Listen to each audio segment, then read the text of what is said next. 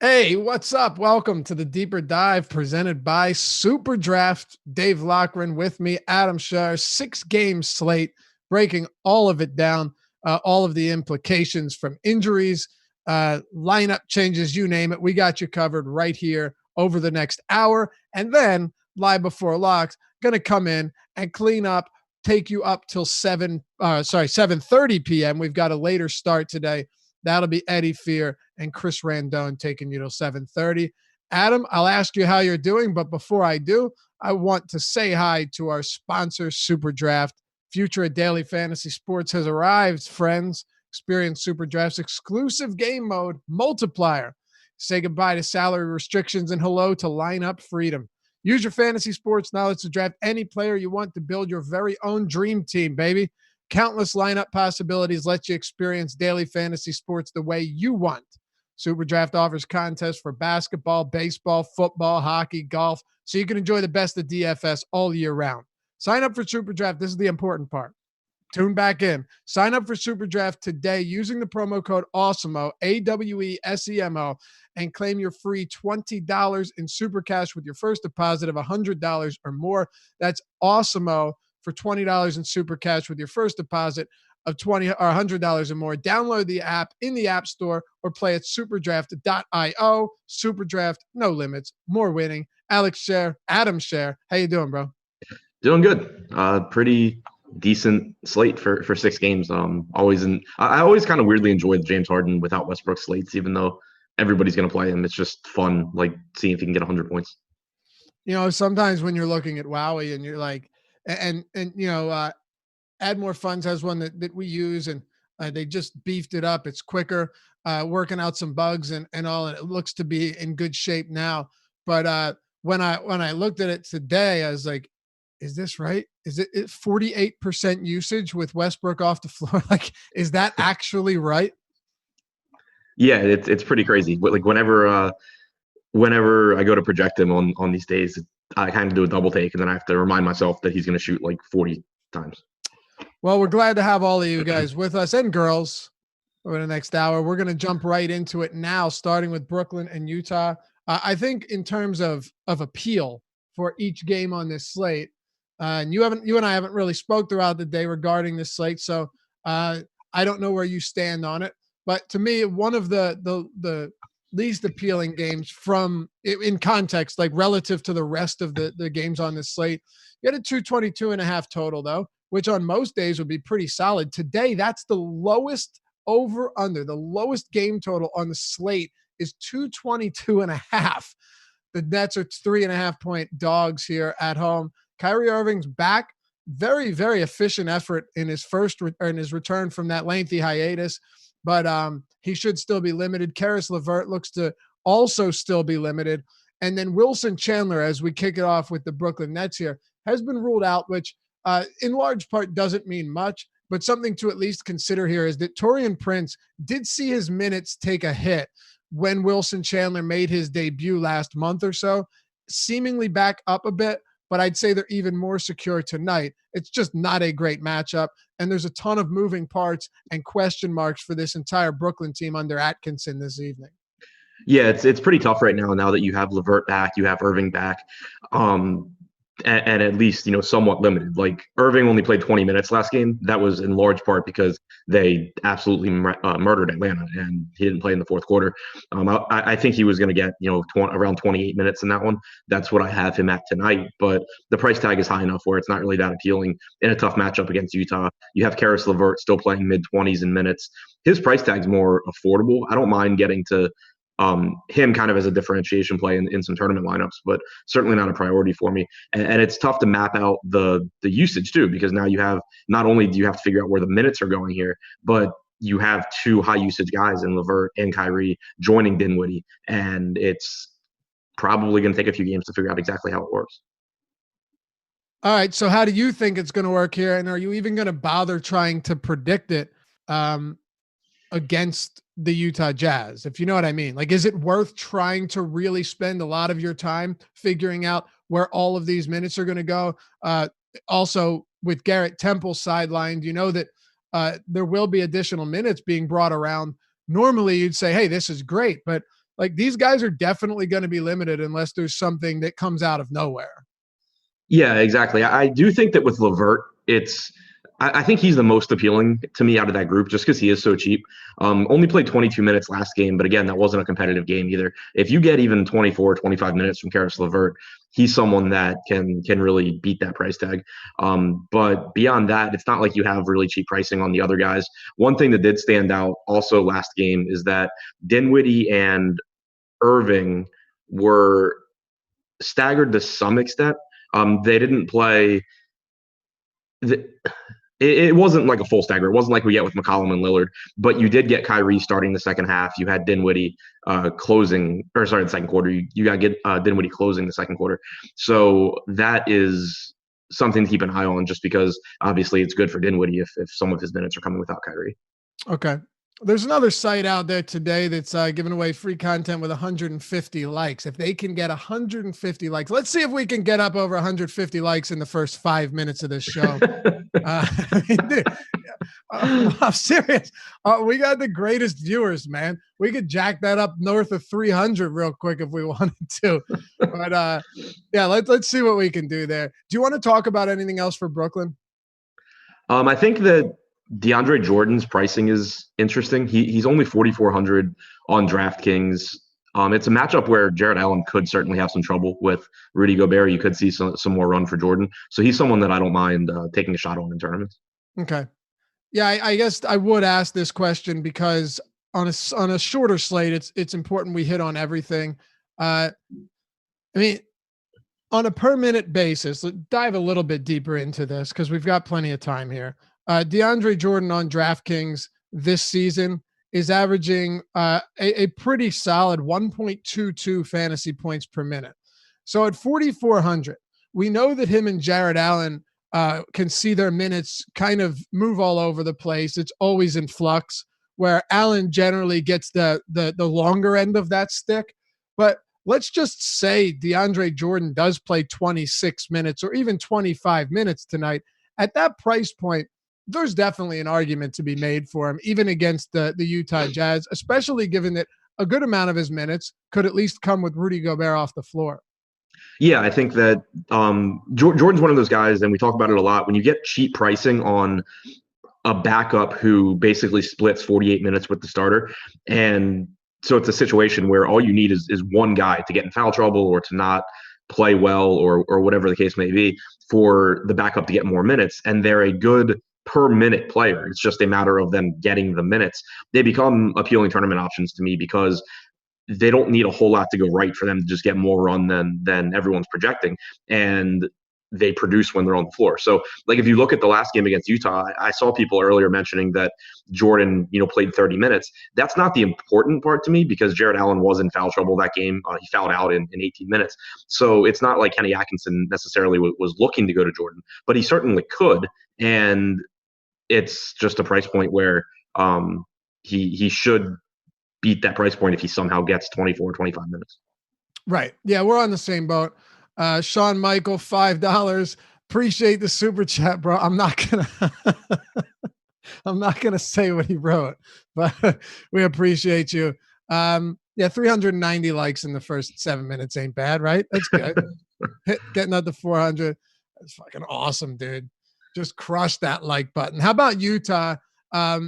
Donovan Mitchell expected back. He's probable in this one. So you'll see Jordan Clarkson go back to, the 25, 26 minutes he was seeing. He has been, reasonably productive, at least seeing some shot volume, but that price point has gotten to a point where there's certainly no way that, at least on DraftKings, that I can get there.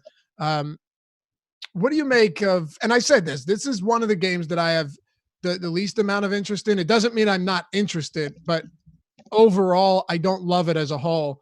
What are you doing with Utah? I think that they're a little bit more appealing, just because with Brooklyn, you have so many like moving pieces and they can produce in so many different ways. Whereas Utah, it's very concentrated. So nobody stands out as a top play for me. But you know that Mitchell, Gobert, Bogdanovich, Ingles, and to a lesser extent Clarkson are doing a large portion of the scoring for that team. So they end up being guys that I don't mind, kind of as last guys in to some tournament lineups, but nobody that looks like, a huge priority for me. Brooklyn has been playing well defensively. I think that Donovan Mitchell is the most appealing at 7,700 on DraftKings. He's probable after missing their last game against Washington. But if you're going to get around 35 minutes from him, it's a good price point for him. But there are still some guys I like more at the guard position. Okay. As far as Rudy Gobert is concerned and Bojan Bogdanovic, is there anyone that's more scoring dependent in the league right now than Bogdanovic? Like, he might even be more scoring dependent than JJ Redick. I would have said the same thing about Shai Gilgeous-Alexander until he went like 20, 20, and 10 or something last night. 20, and 10, dude. And the second 20 was not assists. I know. Right. 20 points, 20 rebounds, and 10 assists. A legitimate Russell Westbrook in OKC with no Kevin Durant type stat line. Unreal. Anybody else though? I don't think so. Like, Gobert's price has finally come up. It's just not really that appealing a game. I agree with what you said at the top. All right. Let's move it on to Atlanta and Phoenix. We have a lot to talk about here, Adam. And then we'll have a lot to talk about with many of these games coming up in a few moments. But the Atlanta Hawks 3-point dogs at home, 230 total. And the big thing is the news in Phoenix with Ricky Rubio being doubtful to play. But let's cover Atlanta first. So what we've got here in Atlanta is we have no Alex Len and we have no Bruno Fernando. Doesn't seem like much. I get that, but it's not like Damian Jones was getting a lot of minutes either. The way I see this is John Collins is likely going to get a ton of minutes at the 5 tonight against Phoenix. Yeah, that's what I'm expecting. I think that you probably get around 20 to 22 minutes from Damian Jones with the rest of the minutes at the 5 going to Collins. I gave him 20, and I think I gave Collins like 5 minutes at the 4. Right. Yeah, we're on the same page there. So it should benefit Collins. We still don't have a huge sample size this year of him playing at the 5, but anytime you're getting more minutes there, you should get more rebounding opportunities. It should help your production. Aaron Baines obviously is pretty tough to deal with, so it's not like it's the best individual matchup, but it should be a really fast-paced game. He should play 33, 34 minutes. I think that he's a good option. I would say he's my second favorite option on Atlanta. Okay. And Rubio confirmed out. But looking at the rest of Atlanta with John Collins, I think a lot of it comes into, first of all, his price point compared to everyone else. I like him here. He has a 17% rebounding rate, which the more he plays at the 5, I think could only see it continue to climb. Not a particularly high usage player, but especially on sites like that give you the double bonuses. He's outside of a couple of games been pretty good to get you a solid double, especially when he's playing probably 28, maybe even like 30 minutes at center. And then the rest of this squad, let's break it down from the front court down to the point. Cam Reddish is, and granted, this is not an endorsement, but just kind of working out the minutes. Cam Reddish set to see another large helping of minutes today. DeAndre Hunter in a close game, you're probably getting another 35 minutes from him. And Kevin Huerter, out of nowhere over the past couple of weeks, saw his minutes go from 29 to 31 up to 37 in competitive games. He fouled out 2 games ago, and the last one against Brooklyn was a monster blowout. But these guys are all playing a ton of minutes, whereas earlier in the year it was like just Hunter and just Trey Young getting that heavy run.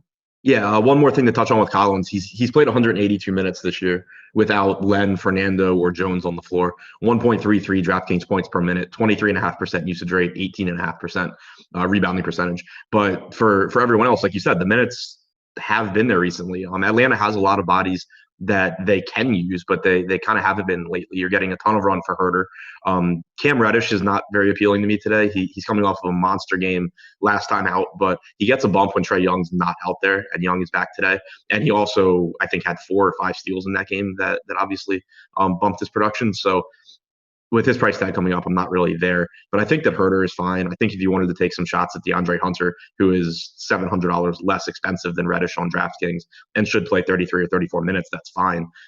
Not anything I'm overly excited about though. Okay.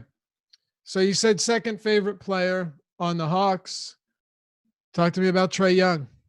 He's just really good and playing. He missed last game, but when he plays, you're getting normally 36, 37 plus minutes. Obviously, the Wizards game, he played a little bit less, but that hasn't been the norm this year. He's averaged around 1.4 fantasy points per minute. It should be a really fast-paced game between them and Phoenix. So I just think that he looks like a pretty strong option at what I think is a pretty appealing, $10,200 price tag. Yeah, no question. I mean, we'll get to some other guards here, but look, he's been just on the season alone, 1.47 fantasy point per minute player. Usage rate sitting at 35% with a 40% assist rate. And now you've got him coming into a game against the Phoenix Suns that has a 230 over under. There's really not a lot to dislike about Trey Young here. If you're talking about Trey Young compared to the other top priced guys, you have Harden, very expensive, but we'll get to him and explain why, Harden without Westbrook, I really don't really need to explain it, but why that is never a bad thing, even at that price. Luka against Golden State at 12.6 on DraftKings. Giannis is 12.2. And then Trey Young and Kawhi Leonard round out the 10K and up at 10.2 and 10,000 respectively. Meanwhile, on FanDuel, Harden's 11.7, Giannis 11.3, Luka 10.9, and then Trey Young is 10,000 with Kawhi at 98. So a lot more spread apart on DraftKings than on FanDuel. I know we're not at the end of the show yet, but since we're touching on Trey Young right now, prioritize these guys, or at least Trey Young compared to the rest of the top priced options. Yes, I mean, among the guys at the top, Harden is number one for me, obviously. Yeah. I would say that Luka is my second favorite, but the problem is that because of how much I like Harden, I'm going to have tons of Harden, and it's going to be a lot easier to get Harden plus Young than it is to get Harden plus Luka on DraftKings because of the price difference between Luka and Young. So I think that even though Luka projects or looks a little bit better individually, I would expect to have more exposure to Young. I have all of them ahead of Giannis. And then on FanDuel, you're getting a cheaper price tag on Luka. So I would say I have him ahead of Young. Harden still leads the group. You want to touch on Phoenix? We got a lot here. Yeah, obviously a really good matchup and pretty big injury news with Ricky Rubio being out. Yeah. I'm expecting that Elie Okobo gets the start. He got the start last time Rubio was out. He played well. He's been backing him up. 30 minutes. Too. Yeah. So I'm expecting 28, 30 minutes from Okobo. He's close to min salary. It's just a really easy value play. Obviously, it'll be really popular, but it's really tough to bust at minimum salary. So Okobo, one of the better values on the slate, but also it's more appealing for Devin Booker, who's averaged about 1.2 DraftKings points per minute without Rubio on the floor this season. His usage has been going up recently anyway, but now you don't have Rubio out there. So you should have the ball in Booker's hands more. Kelly Oubre should get more usage as well. So they both look good. I think Booker is one of my higher priorities today, though. Look, he gets a 5% bump in usage and an 11% bump in assist rate when Rubio's off the floor. Huge numbers. And how often did we talk about it last season, where if you remember that the season began and you were getting a lot of Isaiah Cannon at the point, you were getting Booker at the 2. You look at this similarly, except Rubio is a much better player than Isaiah Cannon. But if you remember, when Isaiah Cannon was traded, he may have been cut and then traded, but either way, he left the Suns and Booker moved over to the point. Even with a guy like Cannon off the floor, you saw a pretty sharp increase in production across the board. So with a guy like Rubio off the floor, it's that much more significant. Yeah, 32.2% usage and a 36% assist percentage for Booker without Rubio so far this year. And then obviously a great matchup on top of it. Yep. Goes from 1.11 DraftKings points per minute to 1.29. I'll take that all day. Elie Okobo, I'd caution not to look at his per minute production on the season and try and apply it to today. But with Booker on the floor, he's been a 0.83 fantasy point per minute guy. Like we said, 30 minutes last time in the starting lineup that Rubio was out. Where would you rank him in terms of value among the rest of the slate? Because if he comes in and does get 28 to 30 minutes against the fast-paced, poor defensive team in the Atlanta Hawks, God, even a popular Elliot Kobo is very, very difficult to shy away from.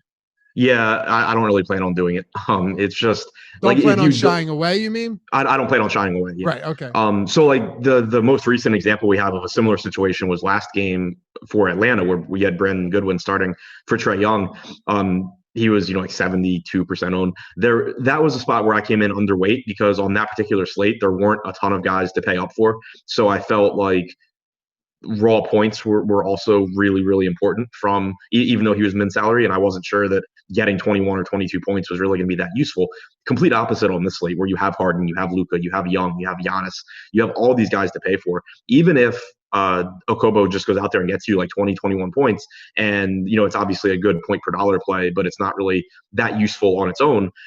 You're just getting so much more in your lineup by having him in there than by having you even like a 4,500 or a 5K guy. It's just letting you get to some really, really good plays on the slate. So he's someone that I expect to be close to 100% on. Okay. And he will be very popular, but for good reason, assuming he gets another start. We had a question asking about, do we think Tyler Johnson gets minutes? I think I'm giving him like 15 or so, but a lot of that comes down to what do you expect to see in terms of playing time for Mikal Bridges and the rest of these kind of role players that are going to have to soak up the 30 plus 35 minutes that Rubio had been seeing each night. I think to me, a lot of them are wildly underwhelming, but we will talk about Mikal Bridges and Tyler Johnson as well. Yeah, I mean, I think that it's possible Johnson gets into the low 20s in minutes. He's someone where, if you're playing 150 lineups, you certainly can take a shot on him because the matchup's great and there's a path to him getting minutes. The problem is just that there's so many. He doesn't have to play those minutes. Right. You can just use a ton of different guys. They could go to Javon Carter. They could go to, they could stagger Okobo and Booker potentially and, give Cameron Johnson more minutes or something like that. So I think that the most likely outcome is that you get, 22, 23 minutes from Tyler Johnson, but I don't think you have to. So he's someone that I'll be rostering, but I'll have more Okobo, assuming Okobo starts. So you will be playing some Tyler Johnson. I would expect to. Like right now I have him projected for like 18 DraftKings points, which is 6x. So I'll probably get to some just as a way to get to more, like Harden plus Booker lineups. What about Bridges? He's seeing pretty significant playing time recently. 30 in his last game, 20 or 26, and then 30 2 games ago. The one big thing I do want to point out, and then you can close us out here before we get to the front court. But Bridges with Booker on the court this season, it's been tough to look at. I mean, he has this year 0.76 fantasy points per minute with a 11% usage rate.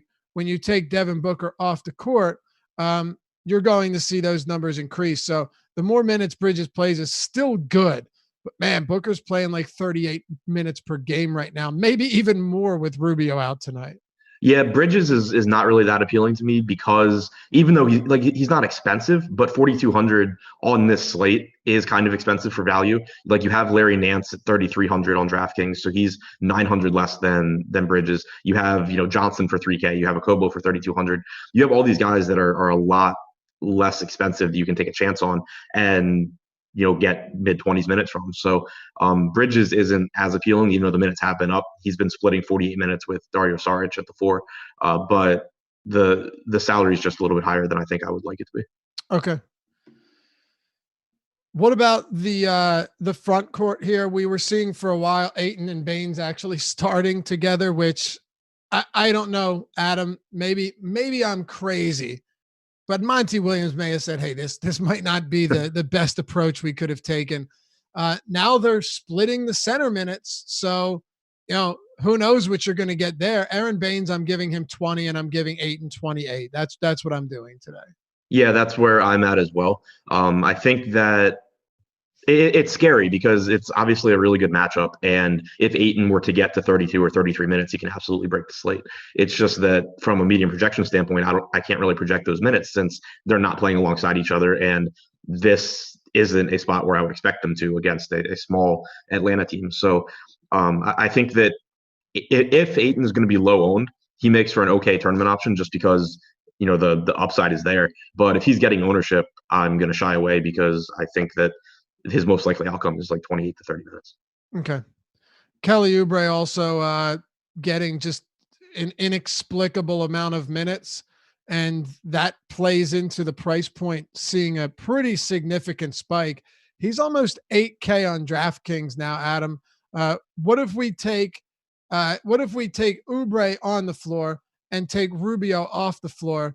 Is that enough to say, hey, I like him at that price? 1.1 fantasy points per minute, 24% usage, 10% assist with Rubio off the floor. I would assume it doesn't change a ton with Rubio on the floor, but you can 1 point.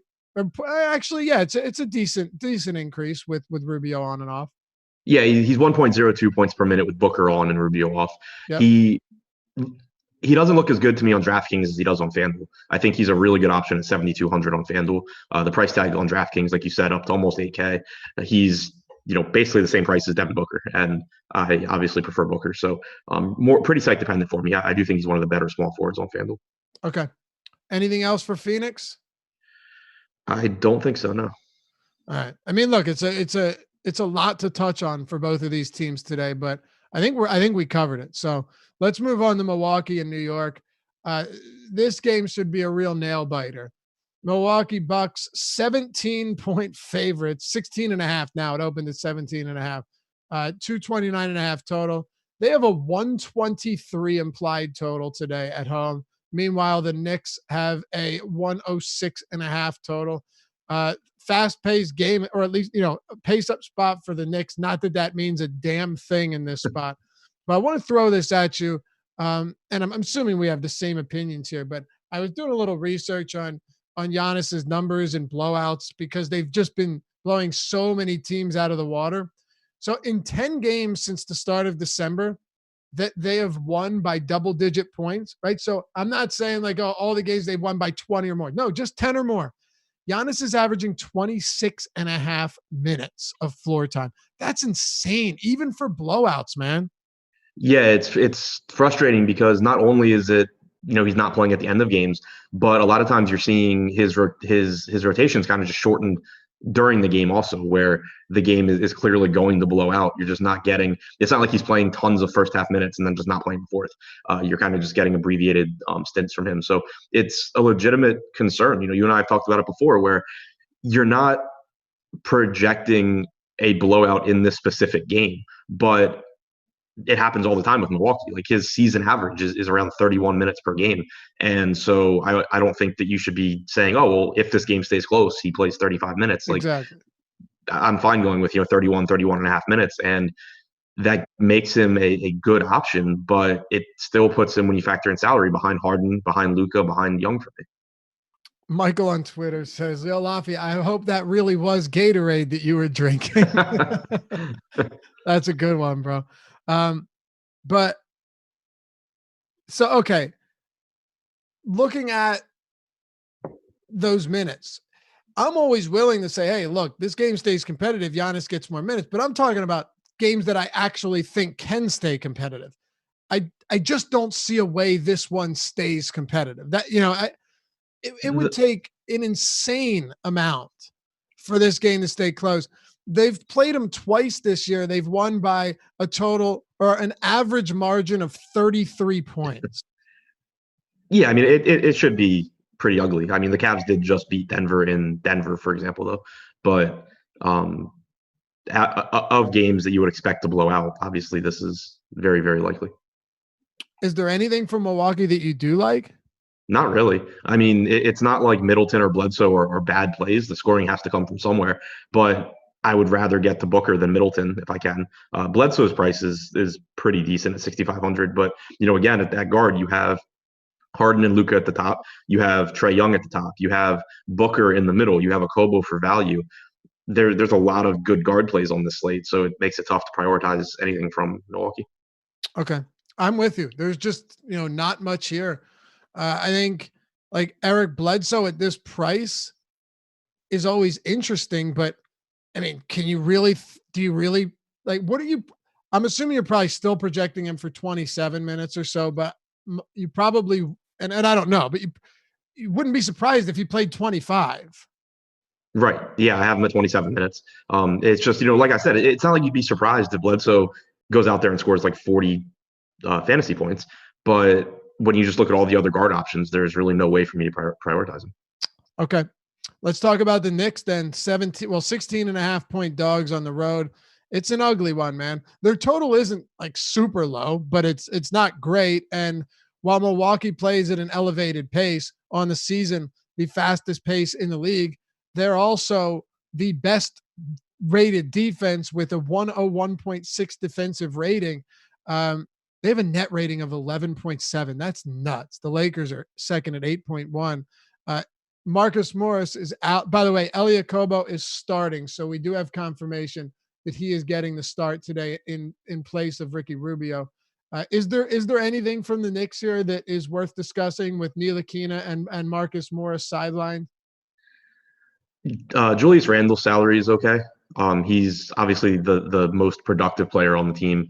He gets a usage bump without Marcus Morris as well, who's the second highest usage guy on the team. So if you want to get to some Randle, that's fine. Obviously, you have the same concerns or the same risks that we talked about before, where this game could very easily just be over at halftime. But I think that Randle's price is affordable. I think that Mitchell Robinson at 4,700 on DraftKings is obviously really, really scary, but it is a price point where he has a lot of upside. Right now, we only have him projected for 10% ownership.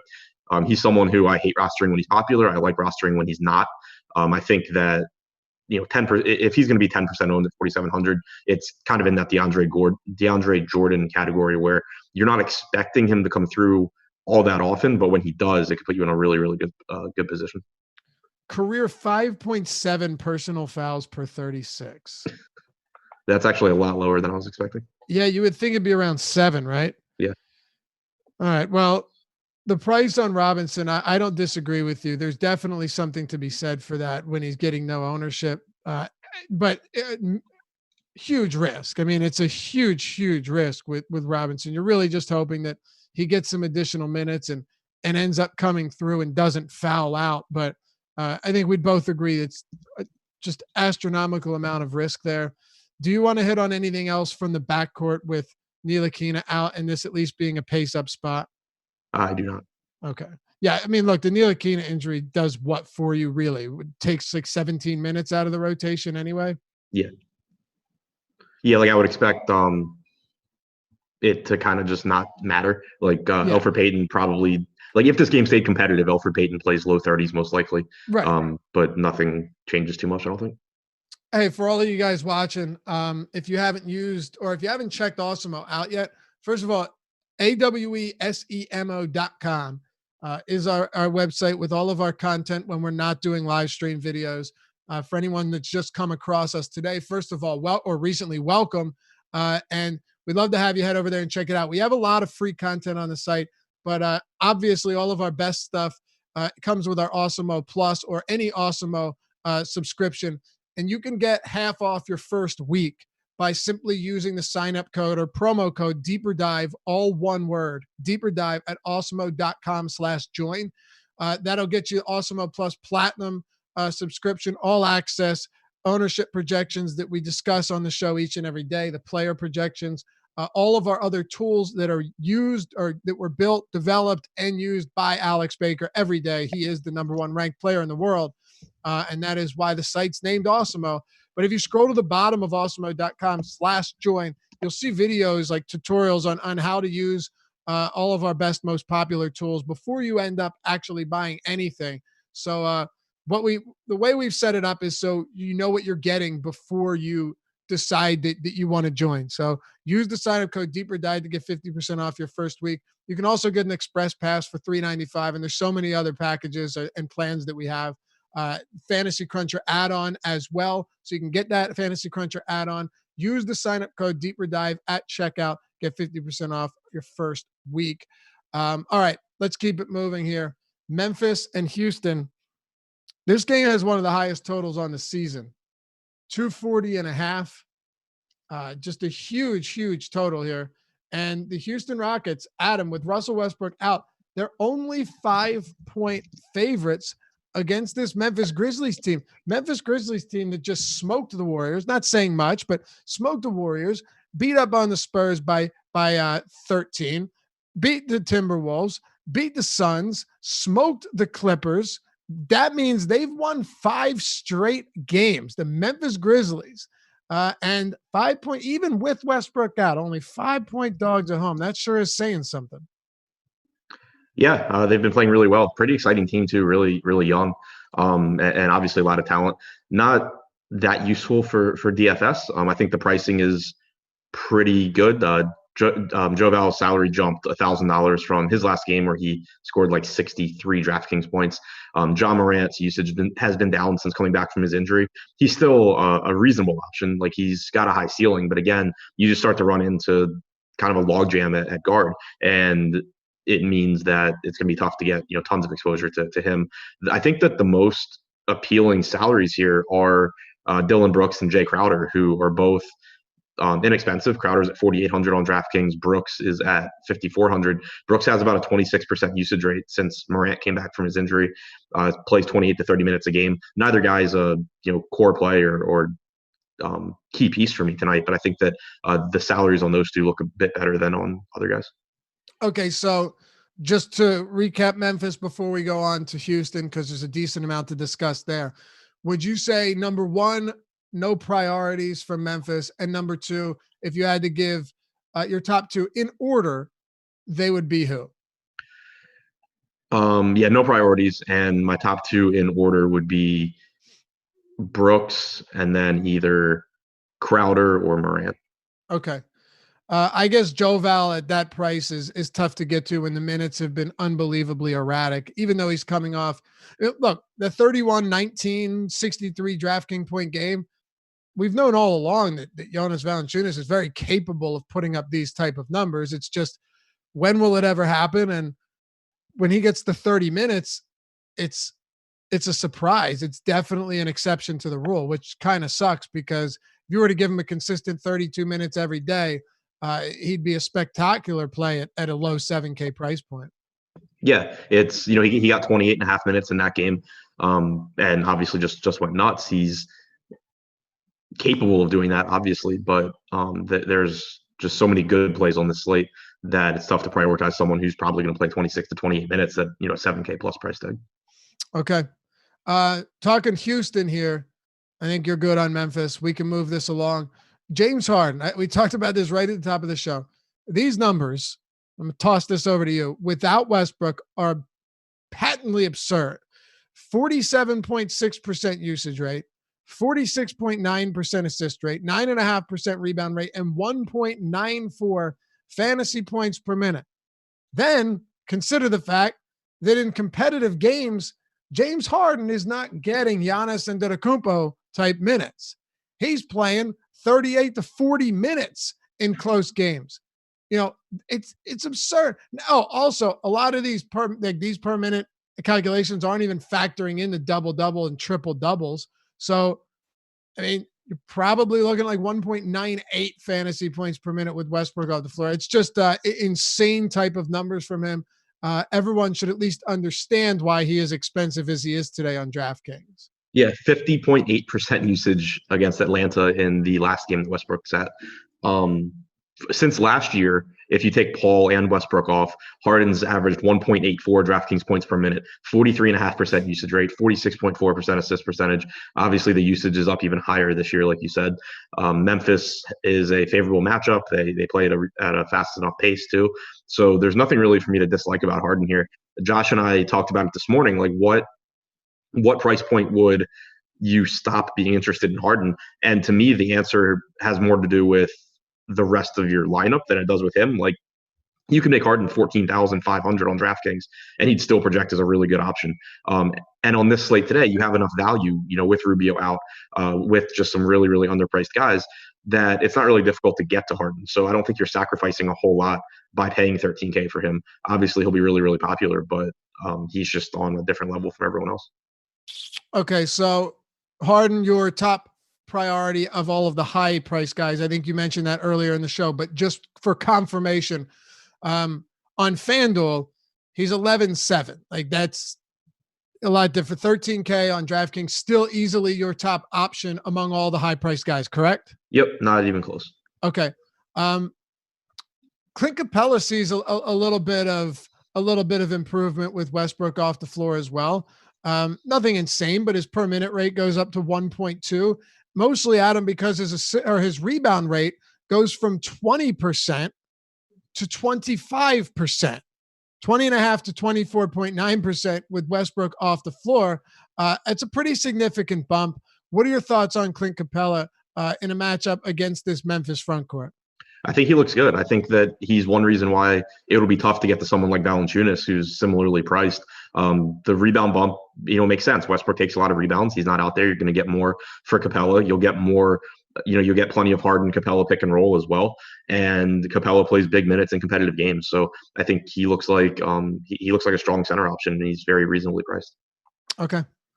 Ben McLemore getting the start here. We heard that would be the case going forward. He's getting quite a bit of ownership right now. It helps that Westbrook's off the floor, even though his rates don't change a lot.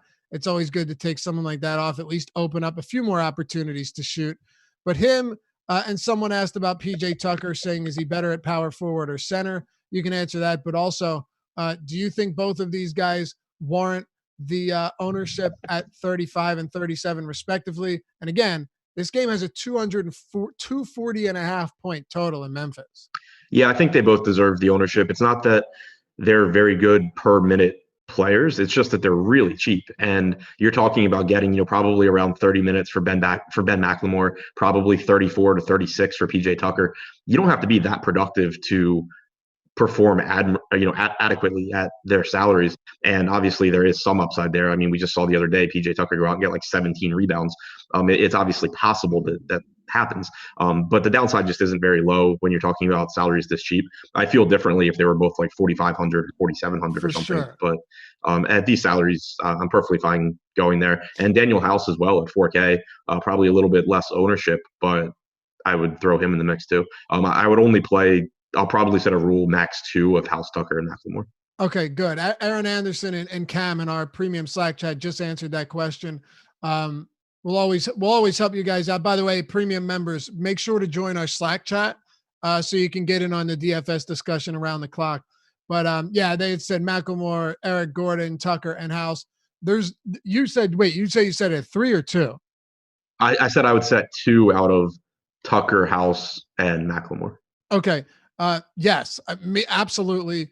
But as far as Eric Gordon is concerned, this is where you and I probably differ. I'm telling you, dude, it's brutal every day. The price is reasonable, but would you allow 3 of Tucker, House, McLemore, and Gordon? 3 of Tucker, House, yeah, because the way I kind of try and make those groups is I kind of try and think out the closing lineup.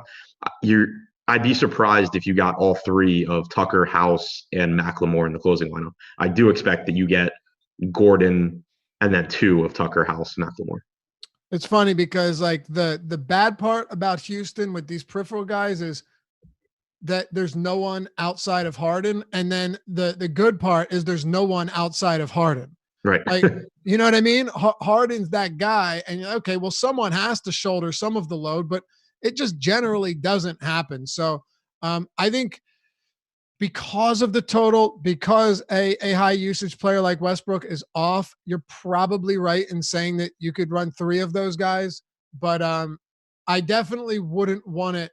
Like if you're running 3 of those 4, I wouldn't want it to be where you can end up having Tucker, House, and McLemore, and Gordon's the one on the bench, only because Gordon, as much as I don't like this guy, at least can go off and score and have those games where he has the rogue 30-point game where he knocks down 6 3-pointers. Like it's doable.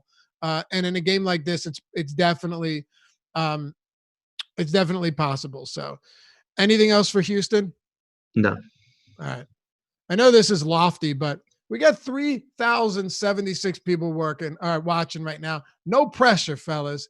You think we can get to 1,000 likes before the end of this show? Just worth a shot. We're at 608 now. I think it's worth a shot. Absolutely worth a shot. And we'll give it a whirl. Zerich says, I'm sorry, Harden is too expensive. I want to move on, but I definitely want you to just, and I'm not trying to convince you of anything, Zerich, but I want to get entirely different side of this. What would your argument be? And not just, oh, well, he's good. What would your argument be if you had to make a case closed type, solid argument for Harden being worth it at $13K today? So if you go back to last season and look at his numbers without Paul or Westbrook, and he's averaging, 1.84 DraftKings points per minute, excluding bonuses, like you had mentioned, and you assume he's going to play around 38 minutes, that's just like an average projection of 70 points. So he's 13K. He's still projecting well over 5x. It's just not, he's not overpriced. And on this slate, it's not very difficult to get good players around him either because there's enough value. So I strongly disagree that he's overpriced. All right. Appreciate you, Anthony Williams. I know you do. We know you look out. Let's go to the Clippers and Cleveland. And I mentioned, if you guys are new, we have some free content on the site as well. Awesomo's NBA rankings, PGA projections, and the NHL projections are all free today. So check that out. Even if you're not a premium sub, you can get a peek at what we're doing over there. Clippers and Cleveland, another high total game. A lot of really high over-unders today, Adam. And this is another one of them. It's not insane, but it's still coming in at 224. Clippers are 15.5-point favorites, though. Kevin Love has been ruled out of this game. So we've got no Kevin Love. You have no Ante Žižić. You do have Larry Nance, though, back in the lineup. So I actually want to start with the Cleveland side of things. Huge dogs here, but definitely a bit of a shakeup, knowing that we've got no Kevin Love and Larry Nance will be returning after basically almost a 2-week hiatus. Oh wait, so Jay Crowder was just ruled out for Memphis. Yeah, that's what I was about to say. Kyle Anderson will start. He played 22 minutes the last time he started, 3,600 on DraftKings. Not expecting much out of him, but certainly someone you can get to, if you're playing, 3,200 and 150 lineups. I'll get to some. Okay. As far as Cleveland goes, haven't heard any news on how many minutes to expect from Nance, but he's 3,300 on DraftKings. So even if you give him like 22 minutes, I think, 20 to 22 minutes, he ends up being perfectly fine at that salary. So I think he's a good value. If he's less productive when he plays alongside Tristan Thompson, but at minimum salary, it doesn't really matter. Yeah, I'd have a totally different feeling if Cleveland never re-signed Alfonso McKinney, but they did, and he's played 24 and 22 minutes over his last 2 games. Yeah. So are you saying you don't like Nance? No, I'm saying I would like him. I would have him in every lineup. Oh, okay. If they didn't bring McKinney on. Yeah, sorry, I wasn't very clear about that. But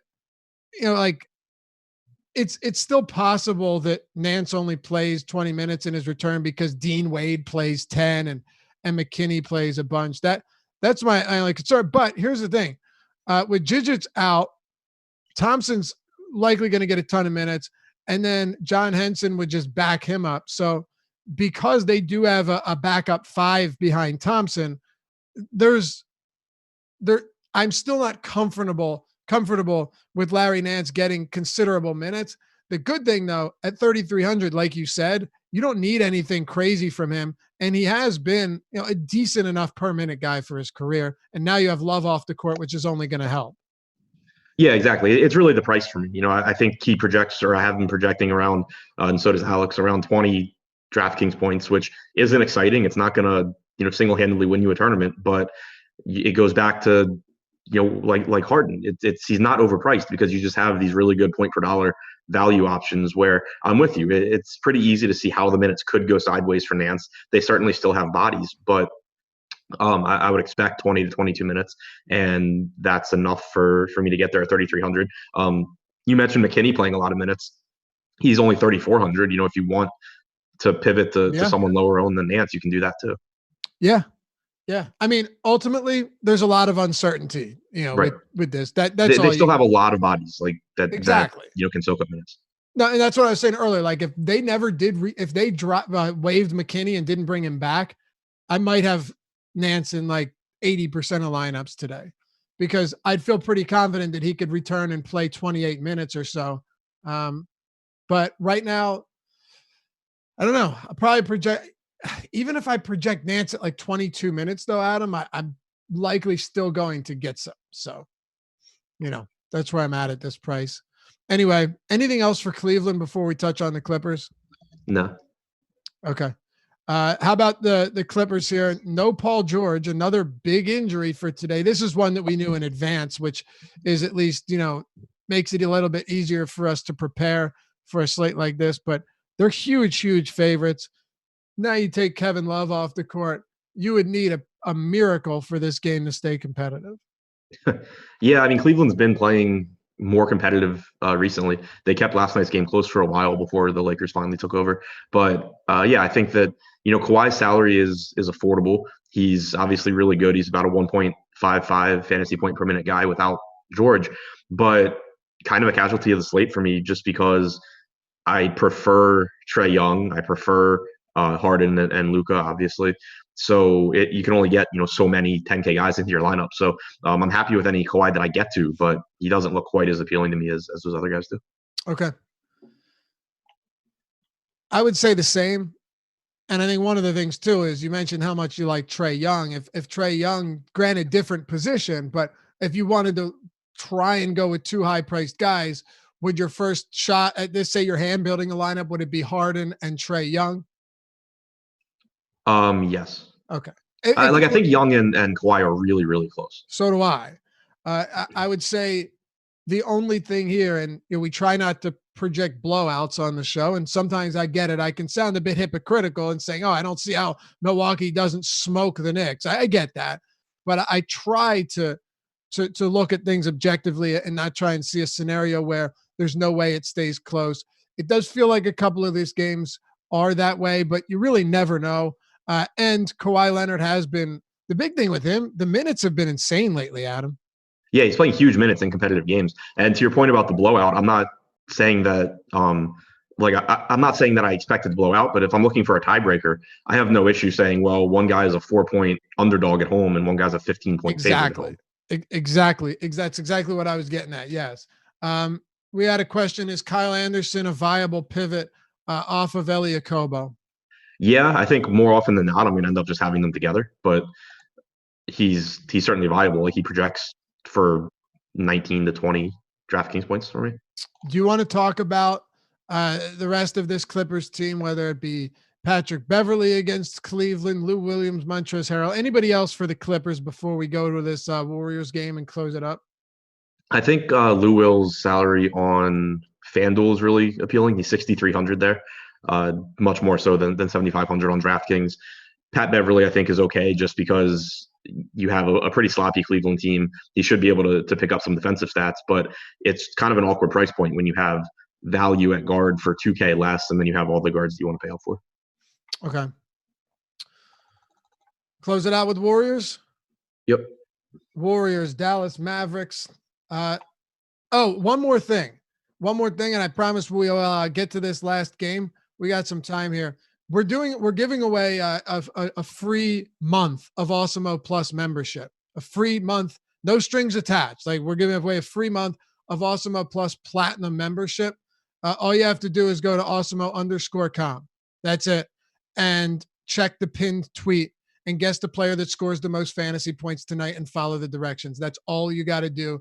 Giving away a free Awesemo Plus NBA monthly pass, value of $60. So if you're not a sub yet, no reason to go check that out. Good luck to all of you. Golden State and Dallas, another 223 total game. The Mavs are 8-point favorites on the road. I'll turn it over to you. What have you got here? By the way, Kristaps Porzingis is doubtful to play unless he's been ruled out since we just started talking about this. Go ahead, man. Your thoughts on the Warriors first. On Golden State, it's not really that appealing, I don't think. You have Amari Spellman, whose price tag jumped to 5,500 on DraftKings. If he's cheaper on a different site, then he should get 27, 28 minutes. But I'm not paying that salary on DraftKings. Green's salary came up. D'Angelo Russell looks like a reasonable option as a pivot. Like, if you're looking for a pivot to like Devin Booker or something, you could go to Russell, but I prefer Booker. I think that Russell, Burks, and Green are the most interesting guys to me from Golden State, but none of them look like priorities. But I would rank them in that order. Okay. Brian Brosman, thanks for the super chat, brother. Sorry to back chat. He says, without Westbrook, how viable is Clemens? How many minutes would you project? Not enough. He didn't play at all the last time. Yeah, I would say don't play Chris Clemens. Anything from the Warriors outside of what you just mentioned that you think needs to be discussed before we do the Mavs? Nope. All right. Luka, only $400 less than James Harden today on DraftKings. About $800 less expensive on FanDuel. Kristaps Porzingis not expected to play. What are you doing? Getting as much Luka as I can. I think it's easier to get there on FanDuel because, like we said earlier, the price is just a lot more affordable. It's pretty easy to get there. I think that on DraftKings, it'll be tough to get lineups where you have Harden plus Luka, since that's about half of your salary cap. But I do like the spot for him. Obviously, I think he's really, really good, and the rates go up without Porzingis on the floor. He hasn't been quite as good over the 7 or 8 games since Porzingis' injury as I expected, but still obviously a really, really high upside play. So less or more difficult to get to on DraftKings, easier to get to on FanDuel, and I'm happy with whatever I do get to. Anything else for the Mavs? Not really. You can use Seth Curry as a differentiation value play in tournaments. He should have lower ownership than a lot of the value that people go to. The minutes for the Dallas, backcourt outside of Luka are pretty sporadic. They tend to be pretty volatile, but 3,700 for a guy that can score off the bench like Curry isn't a terrible price. All right, and I see a lot of these questions in chat. Definitely not ignoring you guys, but we are up against it. We've got to turn it over. But fortunately, these guys, Eddie Fear and Chris Randone, they're going to take your questions coming up. Or if you want, you can tweet Adam and myself on Twitter. Hit us with a follow. Happy to answer questions at Ship My Money DFS, myself at Laffy_D. The names are right above our heads. 915 likes. You guys are the greatest. This has been a blast growing the community. Try to get to 1,000, maybe next time, but we're about 3,300 viewers. Thanks as always for watching. We appreciate you guys so much. And we'll catch you back here next time on the Deeper Dive presented by Super Draft.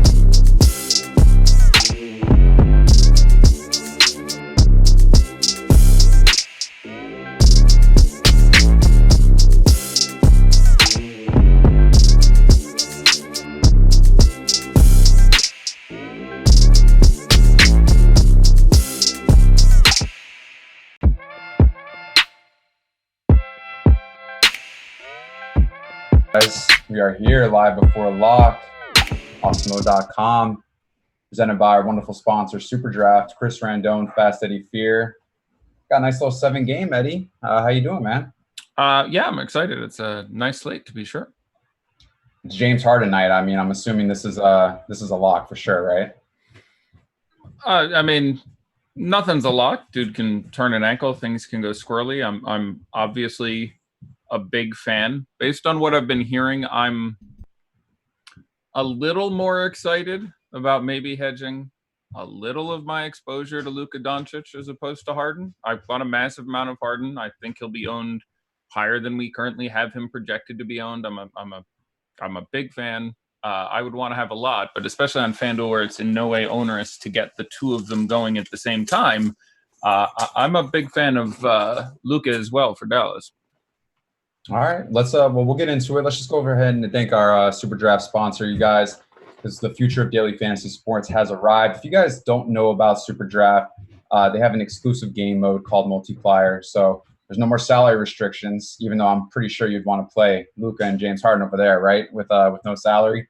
But gives you lineup freedom. So use your fantasy sports knowledge, draft any player you want, and build your own dream team. It's pretty fun. You guys use the promo code AWESEMO, AWESCMO, and claim your free $20 in super cash with your first deposit of $100 or more. Download it in the App Store, and their slogan is "No limits, more winning." Kind of like that. I do. It's pretty nice. Well, let's do it, man. Suns Hawks first game. We could talk about that. Do you want to go game by game, Eddie? How do you want to do it? Or do you want to go by position? What are you feeling tonight? I follow your lead. I've got a lot to talk about. If we do game by game, I'd want to do it on the faster-ish so that we can get it done with like 20 minutes to go, hopefully, and retouch and react to any news that breaks or other things. But there's obviously some key spots. So I'm happy to just ramble and start from the top and talk about takeaways I have on versus ownership, or I'm happy to go game by game. We could put out a poll. What I really want to do is I have a white leisure suit in the closet I never get to wear. And if I knew, like, I happen to have a largely white backdrop and the white furniture, and you're in a shaded, darkened room wearing all dark colors. So I would have gone for the Shawn Michaels Undertaker contrast show. If I knew this was going to come out, you could have had the black hat cowboy. I could have been all in white. I had no idea. I dressed inappropriately, although I did wear my Fizdale shirt. Take that for data. There it is. I like that. I actually have all black on right now because right after this, I'm going to another boxing session for a sparring session. So going to rob a bank? No. Gonna be continuing. This is my third sparring session. Obviously, picked up a little bit of boxing. So and it hurts to get punched. I'll tell you that much. Yes, it does. It does. Yeah, one of the things. Not a joke. I've been in a goodly number of fights, and there's just people everyone has a plan until they get hit in the nose. Like there's just people who can't take a punch. Like, oh God, like it's good practice. It sounds dumb, but if you're out there getting hit once in a while, you'll get, because walking into a fight, if you're not used to getting hit, people will get popped once and just be like, my eyes are watering and I can't think. So way to go. I was going to say, if you need someone else to help you practice the getting hit, just looking at Twitter once in a while, I suspect we could find a couple other individuals who might be interested in helping you out with that part of your training. Hey, man, the more the merrier, man. I'll tell you what, it's really building up my chin. I got to tell you. Good. And wear the black hat. Wearing the black hat is a lot of fun. Have fun with it. Well, listen, man, I guess I like what you mentioned. You got some takes on ownership. Let's dive into it because DraftKings, obviously, the Rubio news came out. Kobo's in.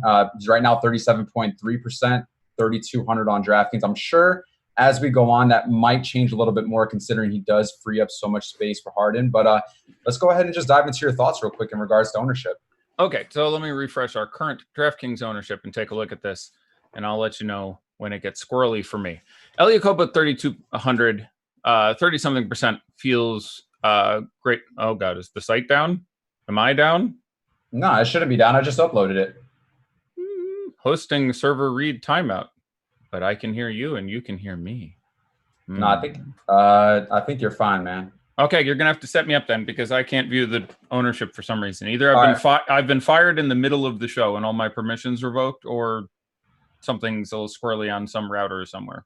All right, I got you. All right, so right now updated Akobo 37.3%. He comes in at number 1, and right behind another value, Larry Nance Jr. 3,300 at 25.1%. So I guess we could talk about those two value guys first. Sure. So Okobo, I'm great with. I think the most likely scenario is that he gets out there. I am at 28 minutes. I hear people saying around 30. They've said he's going to start.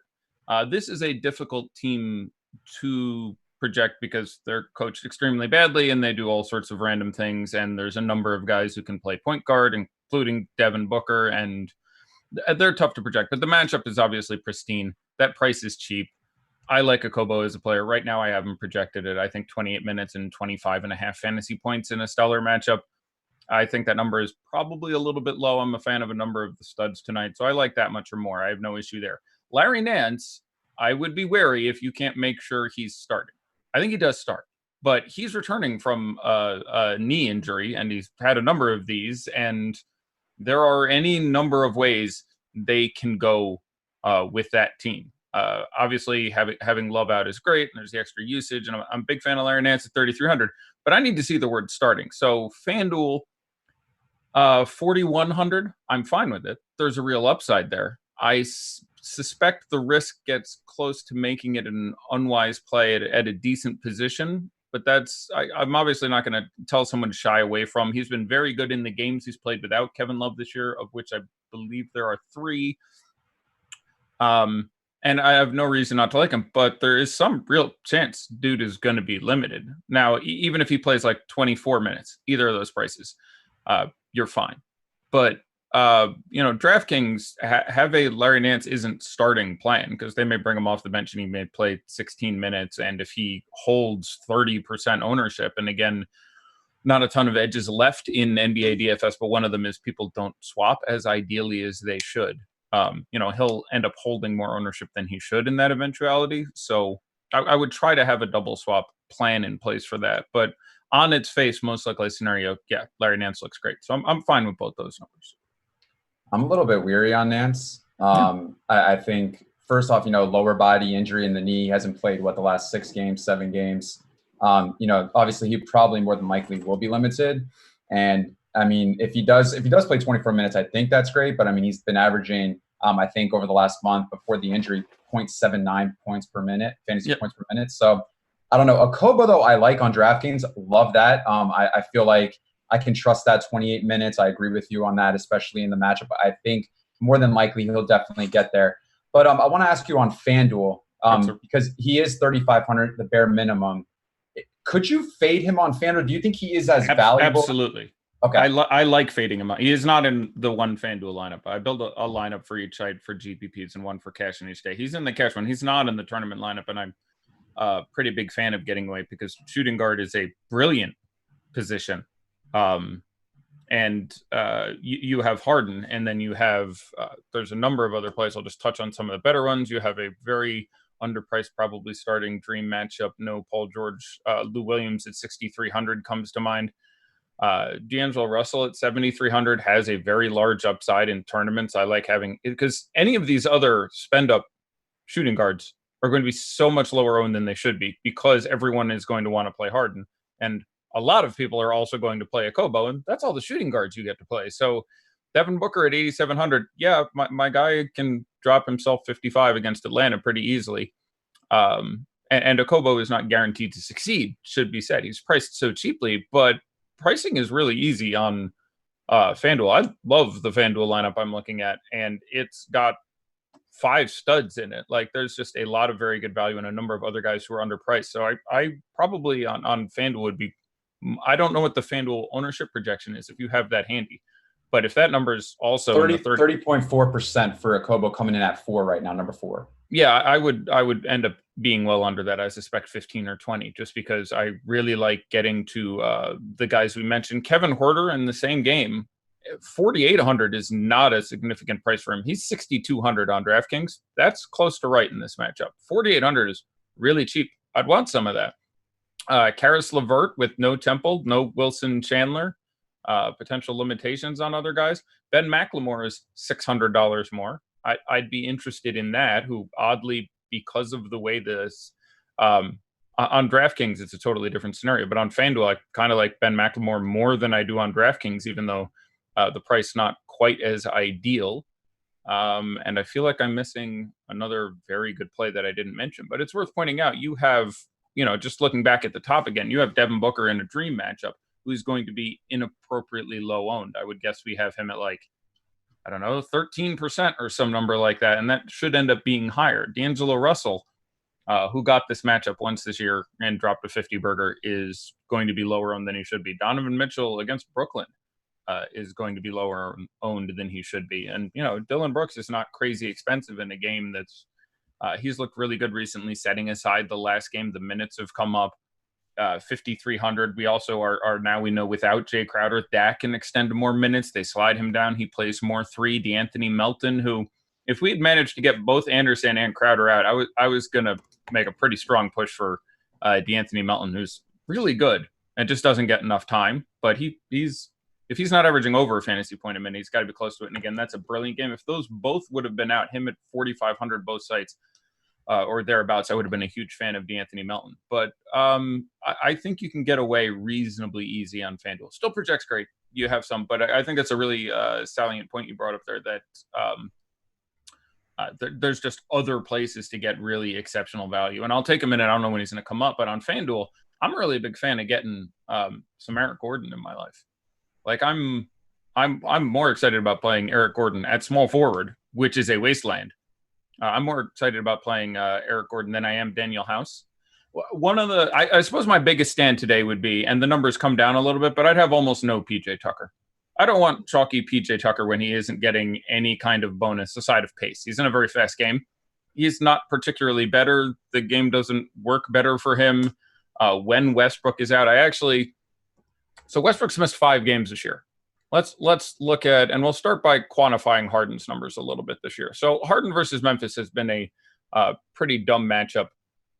We've had this game already this year, I guess is the point I should play. They've played Houston, has played Memphis exactly once so far this year, and Westbrook sat out that game. That's one of the games Westbrook missed. And we got the worst game out of James Harden out of the 4 he's played, sans Russell Westbrook, and he had only 72.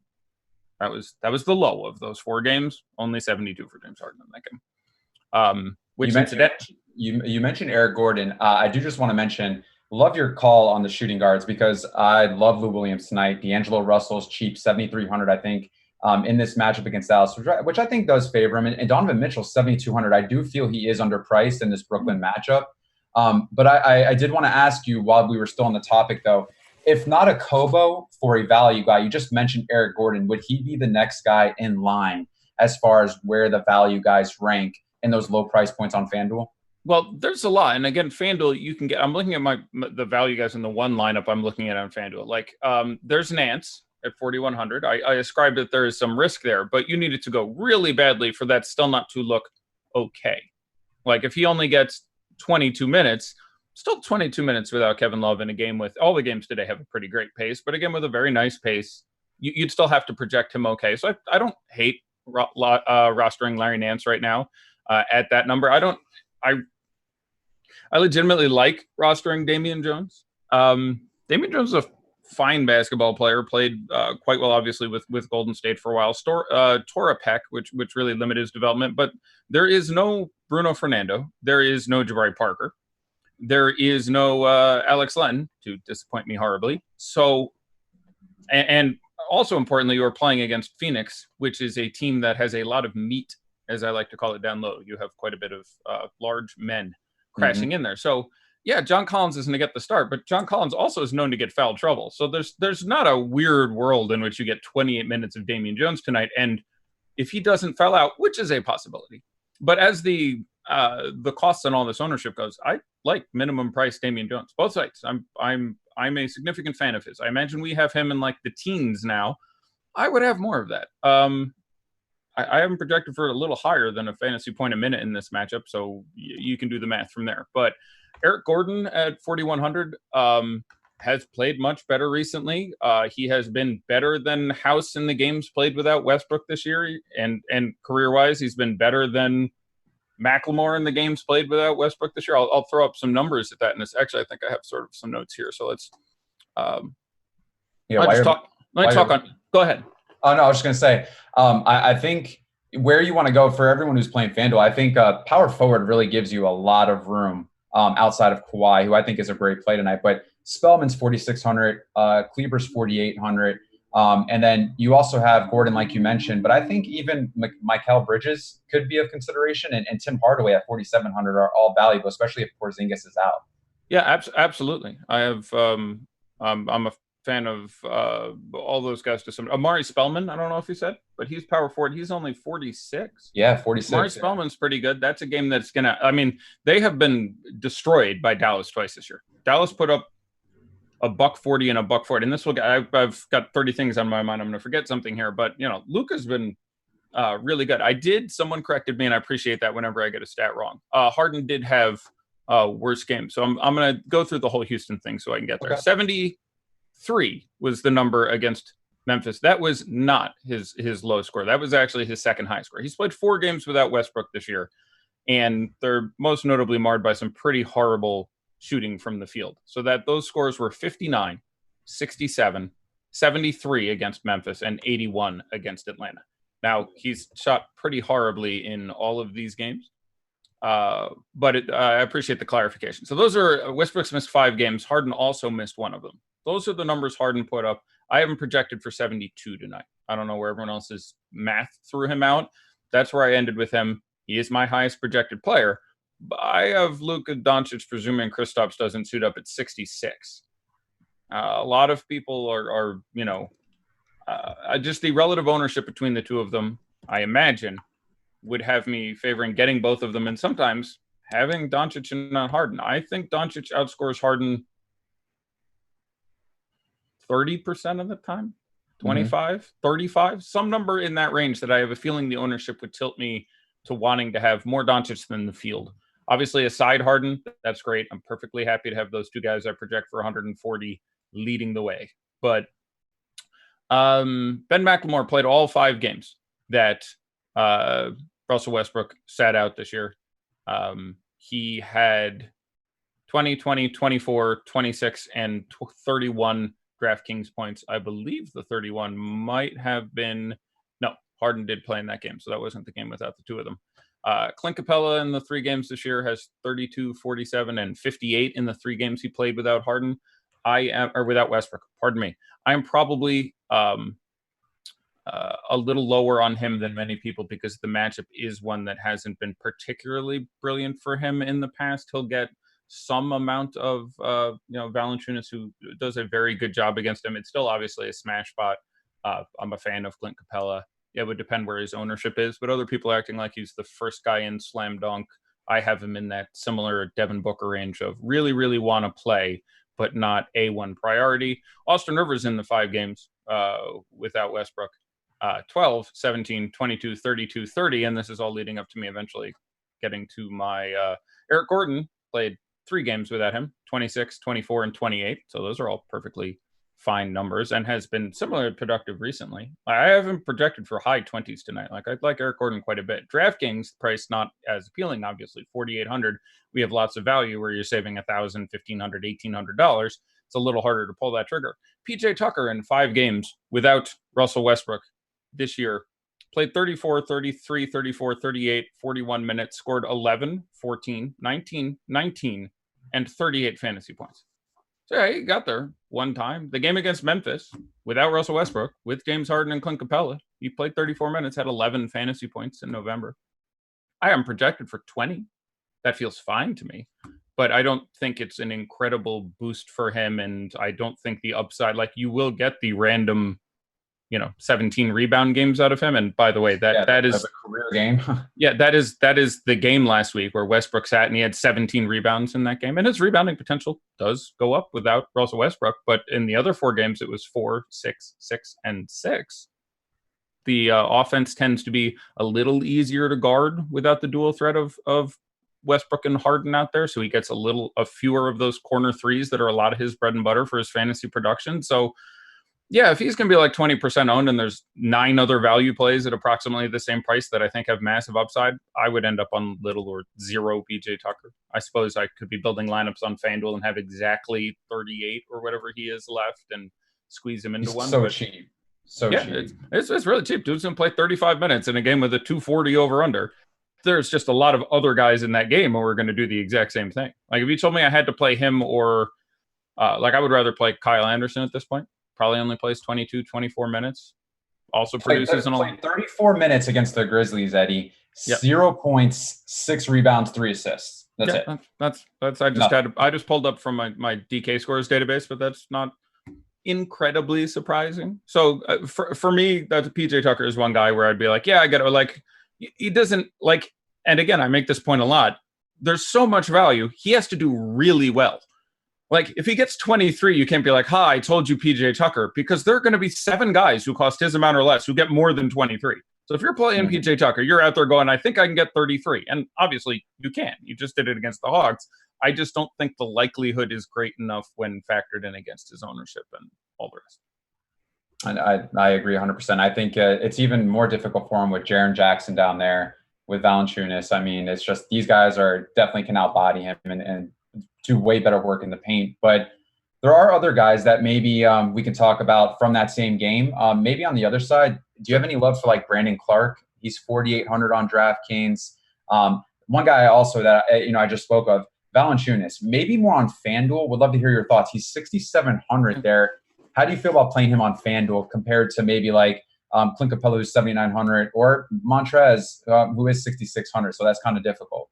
Yeah, I would rather play either of those gentlemen than Capella. If you go, I haven't looked at this. I've just looked at my text notes, but I have a note that just basically says if these guys are playing each other, I'd rather play Valanciunas than Capella, and it's only about a year old. So do that, take that, download that, pull that data.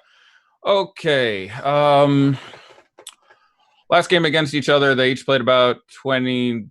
Valanciunas played 24 minutes and had 10, 10, and 3. Capella had 10, 13, and 2. Game before that, Capella played 43 minutes and had 14, 10, and 3. Valanciunas played 36 minutes and had 33, 15, and 1. Game before that, they had 14 and 10 and 13 and 13. Game before that, they had 11 and 11 and 12 and 7. Game before that, Capella had 12 and 6. Valanciunas had 15 and 16. And we're back 4 years now. So like that's these guys do not play each other that much between their frequent injuries and constantly being, or in the past, frequently being at across conferences. But it's one of those things where I just, I watched it and I thought, oh, he does a pretty good job against Capella. And then the stats sort of back it up. So especially if he's kind of popular and Capella's towards the top of his price range, I'm not overly thrilled with the play. I would have a non-zero amount. He's in a game with an over-under of about 700 and it's really active and there's no Westbrook, and getting 20-20 out of Capella tonight wouldn't be the most amazing thing in the world for me, but relative to the degree of love I'm hearing from other people on the conversation today, I'm less excited. But he's obviously it's a short slate. It's a 6-game slate, so like you're gonna have some Clint Capella. We got a super chat. Does Rivers starting make him more a top rocket at 4,100? Again, he's also, I'm trying to remember where he ends his price on the various sites. Let me make sure. I think he's bare minimum on FanDuel. He's 3,500. Right. That's what I was thinking might be the case, and that sort of factors into. So that's yet another value play you can play to get away from. Again, chalky. On DraftKings, that'd be really close for me. So they're starting. They came out with a lineup because I hadn't seen that. So they're starting, I presume, Rivers, McLemore, Harden, Tucker, Capella. Rivers, Harden, McLemore, Tucker, Capella. And I just wanted to kind of see where the ownership was for you to understand. Austin Rivers right now, he's at 10% ownership. Well, that's going to boost that immediately. So I'd be concerned for my Daniel House exposure at this point. Like, I don't mind Daniel House. He's fine. I would have him again. This ends up being really different site by site, just because Gordon at 48 on DK is that's commanding. I would still rather have Gordon, but I would still have them fairly close because I would expect House to still get 30, 32 minutes or something. But the fact that they aren't starting him and starting Rivers, we're 31 minutes before lock right now. I don't know exactly when the news broke, but I will take a look. But there it is. Well, that broke a while ago. I don't know how I missed that. There it is, 23 minutes ago. So he's obviously great on FanDuel. He's in this environment. If you put all your math together, you should get a projection for Austin Rivers getting the start for something like, I imagine a good guess would be 32 or 33 minutes and production somewhere in the range of 26 or so. That's pretty nice for the flat minimum on FanDuel. On DK, I think he's absolutely fine to play. I'll have him ahead of House. I would have him really, really close with PJ Tucker. So I would try to move away from whatever our final guess on the ownership would be there. So I'd have Rivers and Tucker very, very close. Tucker has a slightly better upside. I know that feels weird having watched PJ Tucker play for the last couple of years. You haven't seen that upside a lot, but this is a spot where you can get 11 3-pointers out of not Tucker. Excuse me. I'm talking about Eric Gordon there for the last minute and just said PJ Tucker a couple times. So I would have Rivers and Tucker very close right now at their prices. I would have Rivers and Gordon very close right now at their prices. I would still prefer either one quite a bit to PJ Tucker.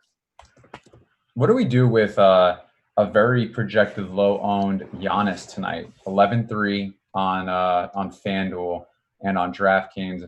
Just so I can remember, he is, I want to say 11-7. I could be wrong though. No. He's what? Yeah. I would have almost zero. So this is the third time this year the Knicks and the Bucks have gotten together. The Bucks spanked the living crap out of them twice, to absolutely nobody's surprise. I think the first time by 40 something and the second time by 20 something. In the first game, nobody played 30 minutes. Either team. In the second game, RJ Barrett and Julius Randle barely got to 30 minutes. Neither of them justified their salary. And we have Randle, as I think I recall seeing, fairly high projected. I'm aware there's no Marcus Morris, and he's looked better with the new coach. And I would not be getting anywhere near a chalky Julius Randle. I don't know if that's come down during the day. I have not looked at this for many hours. But if we still have a significant ownership on Julius Randle. He's 16 on DraftKings and I believe on FanDuel. Let me just check real quick. 13, so in the mid-teens for both. Yeah, it's difficult for me to say which I hate more, that or roughly the same ownership on PJ Tucker, but I want very little of that. 230 over-under. I mean, it is tied for the second highest over-under on this slate, believe it or not. Right, but it's all those things are relative. And when you say second highest, it's a 6-game slate, and the lowest over-under is 220 something. 222. So it's 3% faster in a dreadful matchup. The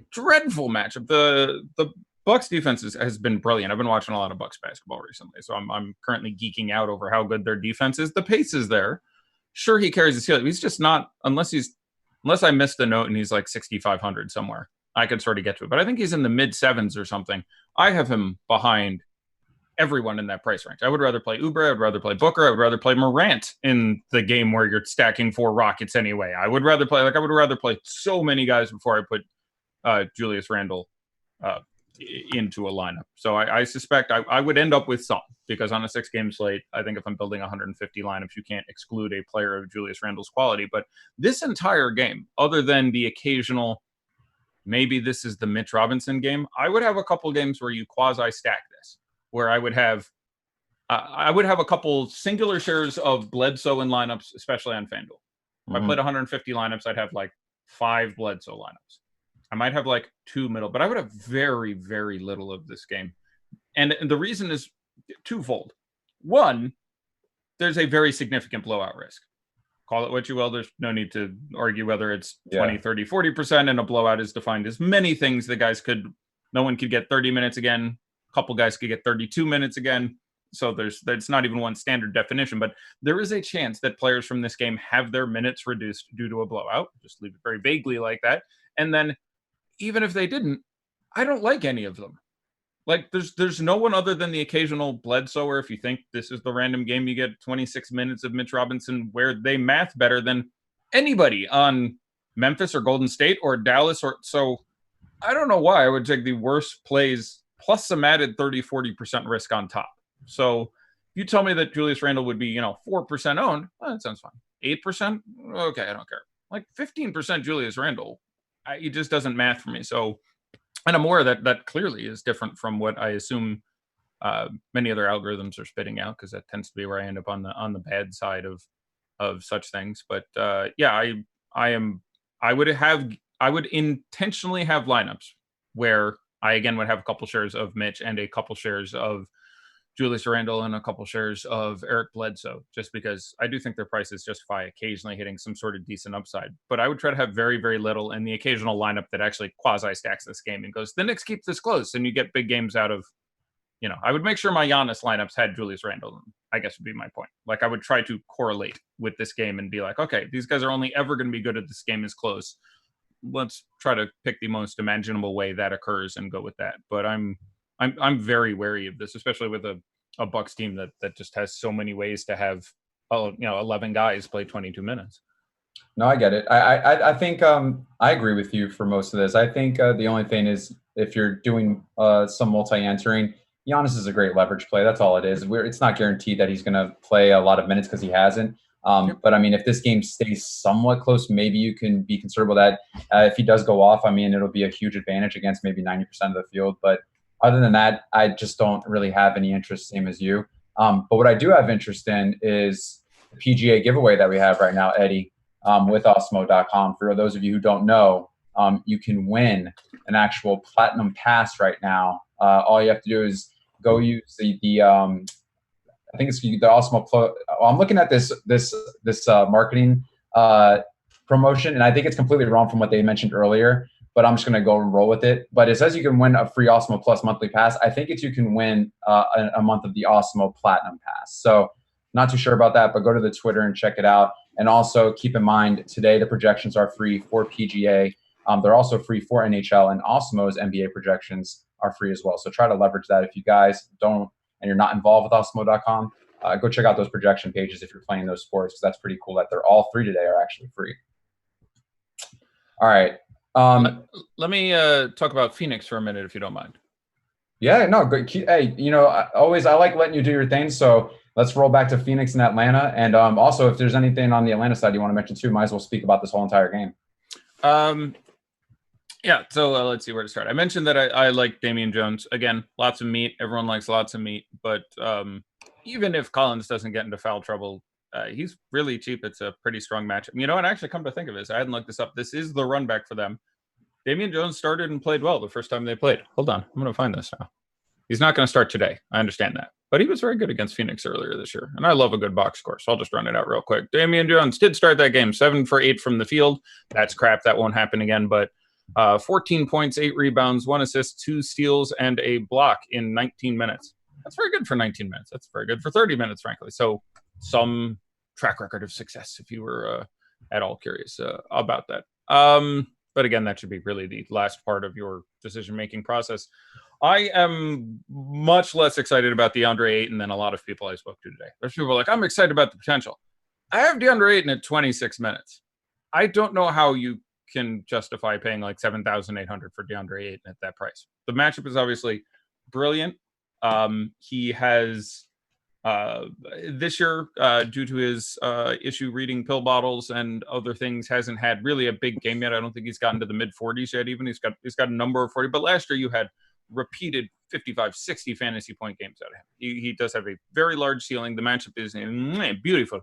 But 2 games ago, he got up to 30 minutes, and that's because Aaron Baines got in foul trouble in that game. In that game, last 2 games, I will not go back several lineup iterations with them starting next to each other and all that crap, although that is fun to beat on the Suns. We don't have that kind of time. But since they've started starting Baines with Ayton as a direct backup, they are splitting 48 minutes. 2 games ago, Baines started and got 2 fouls in the first 3 minutes and 45 seconds, I think, of the second half, and came out, and that gave a few extra minutes to Ayton. And in that game, you had 18 minutes for Bain and 30 minutes for Ayton in a competitive game. In the next game, which was also a competitive game, I think it was an 8-point game, Bain started.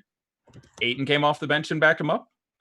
Perfectly competitive all the way through. No one had foul trouble. Baines played 22 minutes. Ayton played 26 minutes.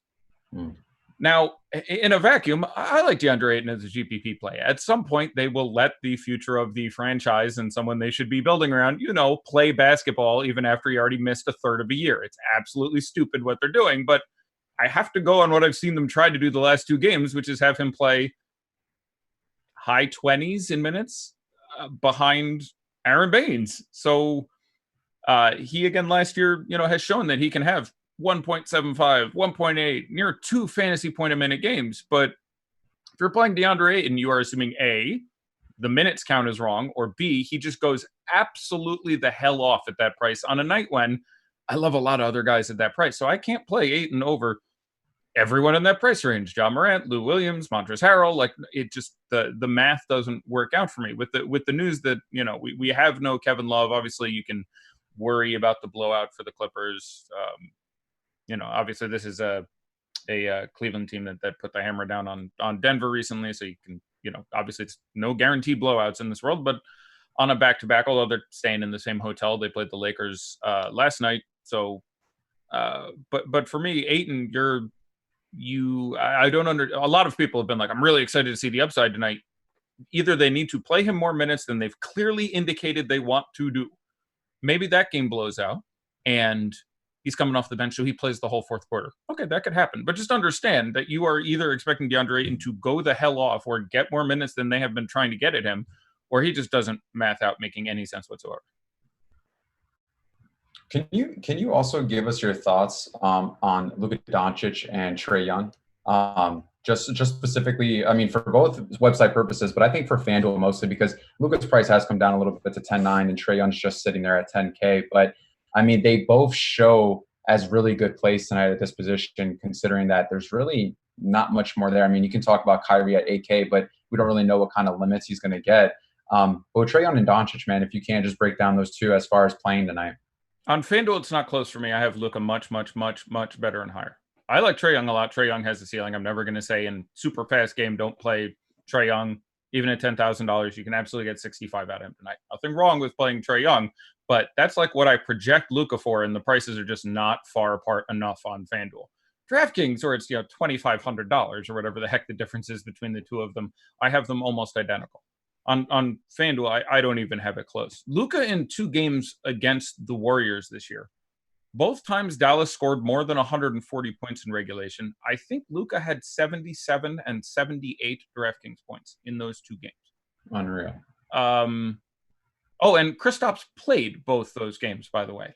Kristaps was out there getting 35 or 40 fantasy points in each of those games as well. So that now, I'm not just looking at the game logs. I do the math, run the algorithm. I haven't projected a good 10 or 12 less than that tonight.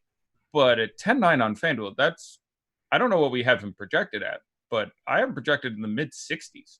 Like, this is about as good of a matchup as you get. So I'm very optimistic for Luka. DraftKings, again, he's 400 less than Harden. I prefer Harden. Raw points per dollar, I prefer Harden. If you're going to tell me Harden is, and I don't know what our most recent number is, 50%, I have a feeling our projection tends to be under on Harden without Westbrook. We've done this a few times this year. Our ownership projections are brilliant, but there's an occasional hole. And one of them is that Harden number never gets to the, we've previously seen numbers this year in the 70, 75, 80 in this spot. I don't think you get quite there because of how onerous the price is, but it's going to be a big, big damn number. So I suspect, just going off my gut, you're going to have something like 60% Harden and something like 16% Luka Doncic. I would try to narrow those numbers. I would be over on both those numbers pretty significantly because, again, I'm a pretty big fan of the value, and I think you have a real chance of those two guys. I mean, you can very possibly get we have seen, the 3 opportunities we've seen these games this year. We've seen 72, 77, and 78. Those are the 3 numbers they've put up in these situations this year. You can get 180 out of those 2 guys today. I'm not kidding. James Harden has done, and I might have been once against Memphis, where he's had games of 98 to 103 fantasy points. Absolutely in the realm of possibility. So one lineup on FanDuel, I'm going to put in first guys would be probably Harden and Luka. DraftKings, it's going to be Harden. Then I'd have to poke around a little bit and see what works. But you have Elie Okobo, and you have Damian Jones, and you have $3,300 Larry Nance on DK, at least to hold a spot and have a swap plan for later. So it doesn't seem that far-fetched, and it's fun to roster 2 monsters in great spots and see if they can throw up 1,000. You mentioned in that same conversation, Trey, I think I sort of covered that. You mentioned Kyrie. Yeah, I don't know what we're going to get here. I liked him a lot on FanDuel at 7,700 in his first game back against Atlanta, and he absolutely, tore them a beating. I look back at that show. I try to rewatch shows and think what I could have done better, and I think the part I left out of that show is this Atlanta team is going to be absolutely dreadful without Trey Young, because they're dreadful with Trey Young. So I think I undersold the fact that maybe the blowout in that game was, I should have spent more time saying, this team may get absolutely demolished, and got pretty well demolished. And you had Kyrie put up, I think, 35 fantasy points in his 20 minutes or something like that. Now, he shot an unsustainable even against the Hawks. I think it was 10 for 11 from the field. That's not going to continue. But he looked just fine. Again, that was just an upper body injury. 8K on FanDuel is barely playable tonight for me. I ranked him. I think you can get there. I ranked him on DraftKings. But front end of a back-to-back, obviously difficult matchup. They're home, which is nice. But I would much rather I would rather play DeAndre Ayton than Kyrie Irving. Hopefully that contextualizes it fairly well. One other guy in that game I should bring up, just the entire center position. If I had to play center on the Nets, I would play DeAndre Jordan on DraftKings. I would play Jared Allen on FanDuel. I don't want to play either of those guys. It's a really, really bad matchup. I've seen Jared Allen play Rudy Gobert. Pretty sure the number is 3 times, and it's gone about how you would expect. Snuff film is the description that would come to mind, but you got 2 roughly 50 fantasy point games out of Gobert there. So I have a non-zero amount of interest at Gobert. Even in the 9K range, you can get something truly stupid out of him in this environment. So, but one guy I want to mention, because we talked about a lot of centers, and this guy is probably one of my favorite center plays tonight, if not the. But Tristan Thompson with no Kevin Love on the floor tonight against the Clippers. He's 6,400 on FanDuel. Do you rank him better than, first off, Capella at 7,900, and also a guy that you were against as far as Ayton at 7,600? I would love him so much more than Ayton. I probably have him projected higher than Ayton. Give me a second. But I would have them with almost the same projection, and it's $1,200 difference. So, I would have them extremely close. I have Ayton for a fantasy point and a half higher. I like Tristan Thompson quite a bit, especially FanDuel. 6,400 is a very nice price. I like Tristan Thompson. You are dealing with blowout potential, but without Love is a very relevant cookie for him, as we like to say. So, I like Tristan Thompson quite a bit. The prices are interesting. I think I prefer Montrezl Harrell. And a special shout out for, again, Lou Williams on FanDuel. 6,300 is a little bit absurd. Josh and I had a long colloquy going into the last Clippers game about just sort of the math of when you get Paul George out of there, and so many guys on that team, from your Pat Pattersons in that game or Landry Shamet or any number of other guys who just don't do a hell of a lot. When you have 4 guys who contribute 80% of the production, and that gets cut down to 3 guys contributing 80% of the production, they're all going to look pretty good. Luka came in a little short in that, Kawhi came in a little short in that game, putting up only 50 or so. But you got, I think Josh won our bet where I was saying I like Lou Williams more and he liked Harrell more. I think Harrell got 40 and Lou Williams 39. So I think he pipped me by a point there.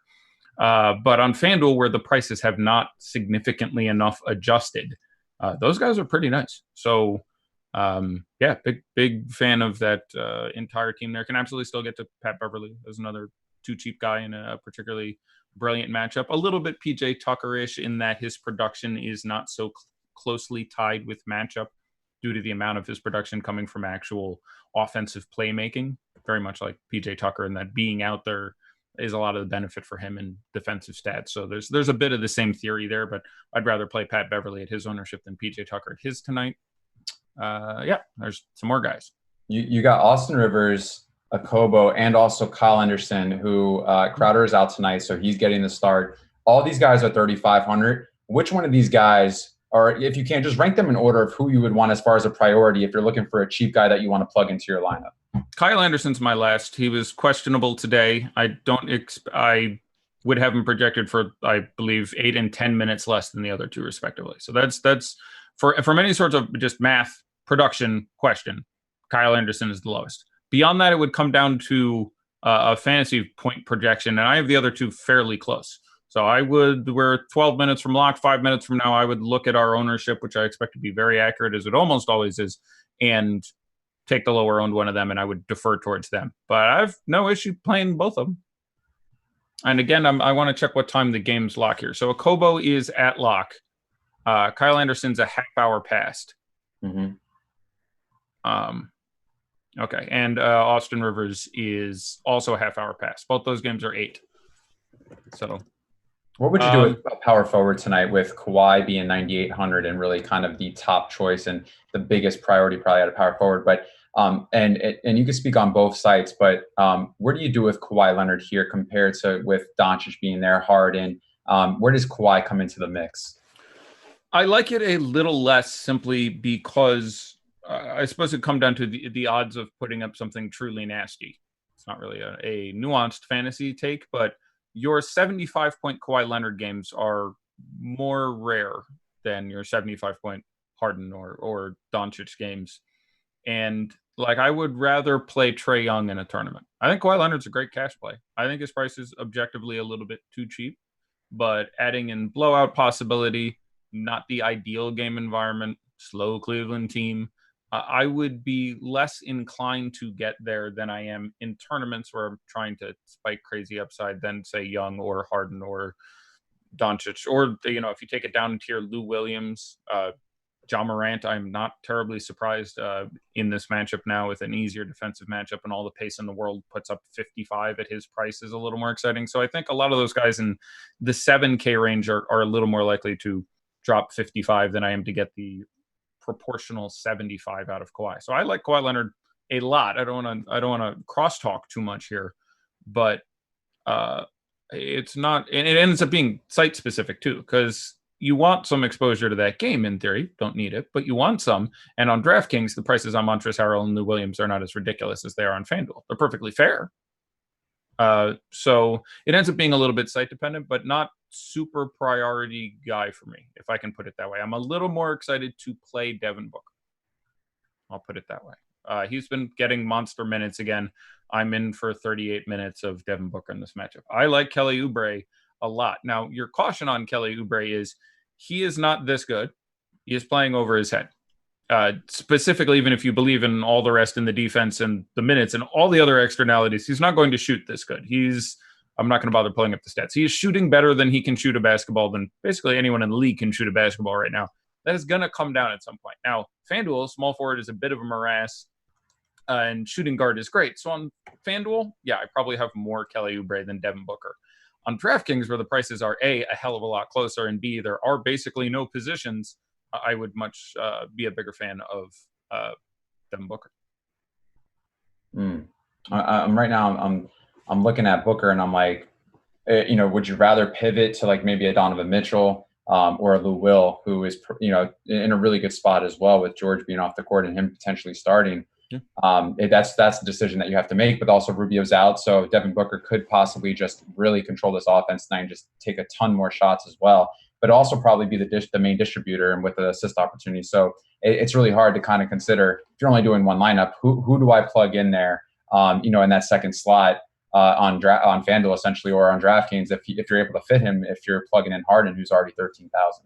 Yeah, I mean, it's also worth pointing out that the price disparity on FanDuel, Devin Booker is like $1,200 or $1,500 more than Kelly Oubre. On DraftKings, I think it's $300 different. So on FanDuel, I have him projected about proportionally. It's much easier to play Kelly Oubre because I really like 5 shooting guards. Small forward, I'm not over the moon about anyone. I'm kind of excited about $4,100 Eric Gordon, but not super duper thrilled about it. So, but yeah, I don't think you want to go crazy. And again, like DraftKings specifically, let me talk about Houston here. If we ignore James Harden, and let me take a look at our ownership again, because this is close enough to lock now. We can talk about this. So we have Ben McLemore and then PJ Tucker. I think having PJ Tucker ahead of Austin Rivers is wrong. If they had the same ownership, I would rather play Austin Rivers, and we apparently will have PJ Tucker well higher. I have very little interest in that. Yeah, that's fine. So I like Austin Rivers quite a bit at his FanDuel price tag, especially. Not a must. You don't have to get it in there. It doesn't protect a super ceiling guy, and there's plenty of point guards, including Luka and plenty of other choices. Darius Garland without Kevin Love at $5,000 been playing really well. I've got some interest in Darius Garland on FanDuel. That doesn't hurt me. 62 for Eric Bledsoe. I like that. Trey around 10. That works. 10-9 for Luka is obviously absurd. So I don't think you remake your lineup now and be like, holy crap, Austin Rivers is starting. But it does solidify that minutes floor for him, and the game's going to go a million miles an hour, and he's literally the floor on FanDuel. So, yeah, I would have him very similar to, say, Damian Jones, where I'd be like, yeah, this guy should be pretty damn good for his price and lets me do some pretty amazing things. So it just depends on which other studs you ran into that lineup. When you say Damian Jones, do you speak more so on DraftKings and not necessarily FanDuel? No, I've roughly the same degree of appeal on both. The play on DraftKings is a little better, 3K being a lower amount of your floor with a lower tax on that site relative to FanDuel, and doesn't hurt your lineup construction basically at all, being a center. FanDuel, I think you can make, there's so many brilliant plays that aren't centers, and there's no one at center where I'm like, I have to get this guy in. Again, I'm not as high on Capella as others are. I legit don't like Ayton compared to almost anybody else. I think Valanciunas is good. I like him a lot. I really like Tristan Thompson, but none of them are musts for me. So I would say I have roughly the same degree of appeal for him on both sides. It's obviously someone who can bust, but there is a ceiling there, and his ownership is going to be really low relative to these other value plays because he's got a worse reputation than his actual ability at this point. All right, guys, we're about 5 minutes left into lock. I mean, what other kind of thoughts do you have that maybe we should talk about? Obviously we've spoke a lot on these like low value guys. And when I'm looking here, I'm trying to see if there's anything that we missed or anything that we should cover. What about this Utah-Brooklyn game? We haven't really spoken on it. We haven't given any thoughts, but aside from Donovan Mitchell, who I think is fairly priced on FanDuel, I think he's a great play. And but other than that, I mean, how do you feel about Kyrie Irving? Are you giving him any type of consideration tonight? No, again, I'm worried about the back-to-back in the minutes. I think it's likely he gets minutes in the high 20s tonight. Has not been great against Utah in the past, has not been great against Mitchell in the past. And again, his price just isn't low enough. Like in a vacuum where he's $600 more than John Morant. He's $1,700 more than Lou Williams if you're looking on FanDuel. On DraftKings, it's even worse where he's way more than Oubre or Booker or these other guys. So I would have very little. The combination of the back-to-back and the injury, I think it's likely he plays 28 minutes. He'd have to do exceptional to put up 50, and I'm not sure that's good enough. So it's sort of DeAndre Ayton-y for me. And DeAndre Ayton is in a much better matchup. My thoughts on him, I hope, are evident at this point. But, I can see getting to a couple shares of very cheap Karis LeVert based on the fact that you have no Garrett Temple and no Wilson Chandler. Where those minutes will hopefully come up. I can see getting to $4,400 DeAndre Jordan in some lineups on DraftKings. That makes some sense for me. And he will get less of Gobert for what it's worth. Is Aaron Baines in the talks at all? Because he's cheap. And obviously, I can't. I want to do it. I ranked him. So I would have a couple shares. I would make sure I have a couple shares. But you need 8 in foul trouble or something. Again, they want to play him 20 or 22 minutes. Right. That's I can't do that in a, he projects almost identically for me to say Damian Jones, who is saving you $1,000, $1,500, $1,600. So there's just enough. I mean, just on Houston, there are 3 or 4 compelling value plays that project better than a lot of guys in that $4,500, $4,600 range. So it's fairly difficult to get there. I'm going into the news tank to see if anything breaks we can fix. I haven't seen much. Right now, I'm just wrapping up these lineups right now. Gets a little difficult, you know how when you're on Live Before Lock, I stopped doing the multi-entering, so I just limited to like the single entries and like the 20 max because it gets a little too crazy when you get into like the final 5 minutes. I did not. You can try some Darius Saric. It's still a remarkably low price. He was basically completely expurgated from the lineup for several games there, playing 4, 7 minutes, things like that. Played 21 and 23 over the last couple games. I don't like it. I ranked him because I assumed he would start again. He is. I have a non-zero amount.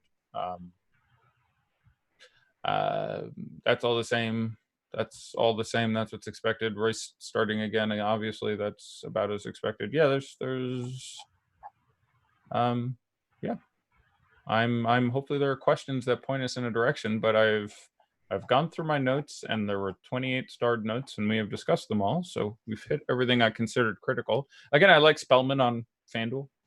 He's a pretty good player. He does enough stuff. He can make threes and pick up some steals and some blocks, and they're sort of rolling with that. They're obviously going absolutely nowhere this year, so they're in a bit of player development mode. Not worried about them bringing Chris back, certainly for tonight. So maybe the last night with the rising price and that going on that we can make that play, but pretty big fan of Amari Spellman tonight on FanDuel. DraftKings 5,500. I ranked him, but not any sort of priority. But that's a really good matchup. Again, those I will look it up. They got absolutely whomped by the Mavericks twice this year. but once was first game 142-94, so that's a slight 48-point whooping. Second game, yeah, a couple points scored in this game, 141-121, 262 fantasy points in regulation in that game. That was the game, as opposed to the first one. In that second game, they had D'Angelo Russell back, and he had a 50 burger approximately. Especially FanDuel, that price is still pretty appealing. DraftKings, not nearly as much so. I think at his price on DraftKings, you can still get to some Eric Paschall off the bench. Again, they ran him out 30 minutes that last game. I ranked Jacob Evans because I imagine he picks up the extra minutes vacated by a possibly absent Jordan Poole. I'd want to make sure that he was out, but then you might get 25, 26 minutes of minimum price. Great matchup. Jacob Evans coming in. You can obviously go back to Burks. That's a movable feast, but the ceiling is there. Again, you can look and see that pretty easily. I think you can play Draymond in tournaments, 5,900 on FanDuel. 6,000 on DK. Yeah, I mean, I'm a much bigger fan of 5,900 on FanDuel when you're talking about Draymond's pricing. In that last game, he played 20 minutes, 22 or something, and had a 5x3. So 3 steals and 3 blocks in 20 minutes goes a very, very long way. What do you feel, what's your thoughts? Because people have mentioned him quite a bit. Is Henson versus Larry Nance? Any type of thought on playing Henson over Nance as a pivot? I don't think they have played almost any Nance next to Thompson. So no, I don't. I did not rank John Henson at this point. I like John Henson quite a bit, but you're working on blowout run or backing up Tristan Thompson at that point. I could look it up, but we are actually locked, I think. So yeah, I can't look anything up. But do you want to hear my lineup? I'd love to hear your lineup. Let me see if mine is actually saved somewhere. I just closed the window. I went a little bit against your word on one guy, but I just had to. But I'm wrong all the time. If you there's plenty of days that if you didn't go against my word, you couldn't have won a thing. So single entry, and then pretty much a few amount of good stakes, and then I got a ticket into the 1650 one. So that's the big dog. But ran the same lineup with everything. So I got Austin Rivers. Yep. Luka Doncic. Yep. James Harden, Lou Williams, Kelly Oubre, Joe Ingles, PJ Tucker, Spellman, Tristan Thompson. Yep. Ingles. Tucker, I mean, I had to. It's like whatever. He's going to play, and if he gets there, he gets there. But it's just in order to fit. I like that. I have a very similar lineup. I have Doncic, Ja Morant, Harden, Lou Williams, Eric Gordon, Kelly Oubre, Larry Nance, Amari Spellman, and Damian Jones. Oh, nice. Okay. But all these lineups are good. The scores tonight are going to be absurd. Just absurd. They are. 400 you'll cash. You're not winning. You'll cash. Your 400 will be good for cash. Has there ever been a 500 score? Yes. Oh wow. Okay, I've never seen that ever. Yeah, there is a 504 in. I'll see if I can look that up. But we have cracked 500, I believe, at least once, and maybe like twice. But there's been so sick a couple absurd nights where that came out, and you had a number of value plays put up 40 and 50, but I'm fairly certain that has happened at least once. I'm not sure which site or site dependent. I think more likely FanDuel, simply because the ninth guy more relevant than the scoring disparity of having double, triple dome, or double 3-point bonus. So, but I recall a 500 day. Yeah. I like that. I mean, I'm not against it. Yeah. It's interesting. It's frustrating for people when they look at their lineup and go, oh, 30s and 40s for everyone. I'm sure I'm mint. I'm 38 points out of cashing. That's one of the arguments or complaints you hear a lot of is, I can't believe it's so hard to cash now. The game has gotten harder because my number of 338 didn't cash. That's not how any of this works. So in the big one, the 1650. Oh my God, we have ownership. That's right. I totally didn't think of that. Talk to me. So Oubre is 57% and Ingles is 11%. Akobo is 45.1%. John Collins 9.9%. DeAndre Ayton 5%. None of that is shocking for me. 8 and 5%. Okay, that's not obscene. That's fine. Saric 4.4%. Not obscene. We have just those 2 games. So we have Phoenix and Atlanta, right? So give me Trey, give me Booker, give me all that jazz. I'll see if I can look it up on DraftKings. I have to log in to somebody, but let me see if I can actually find. I'll look up the DraftKings one. That's fine. I'll do my own daddy likes. Let's see what we have.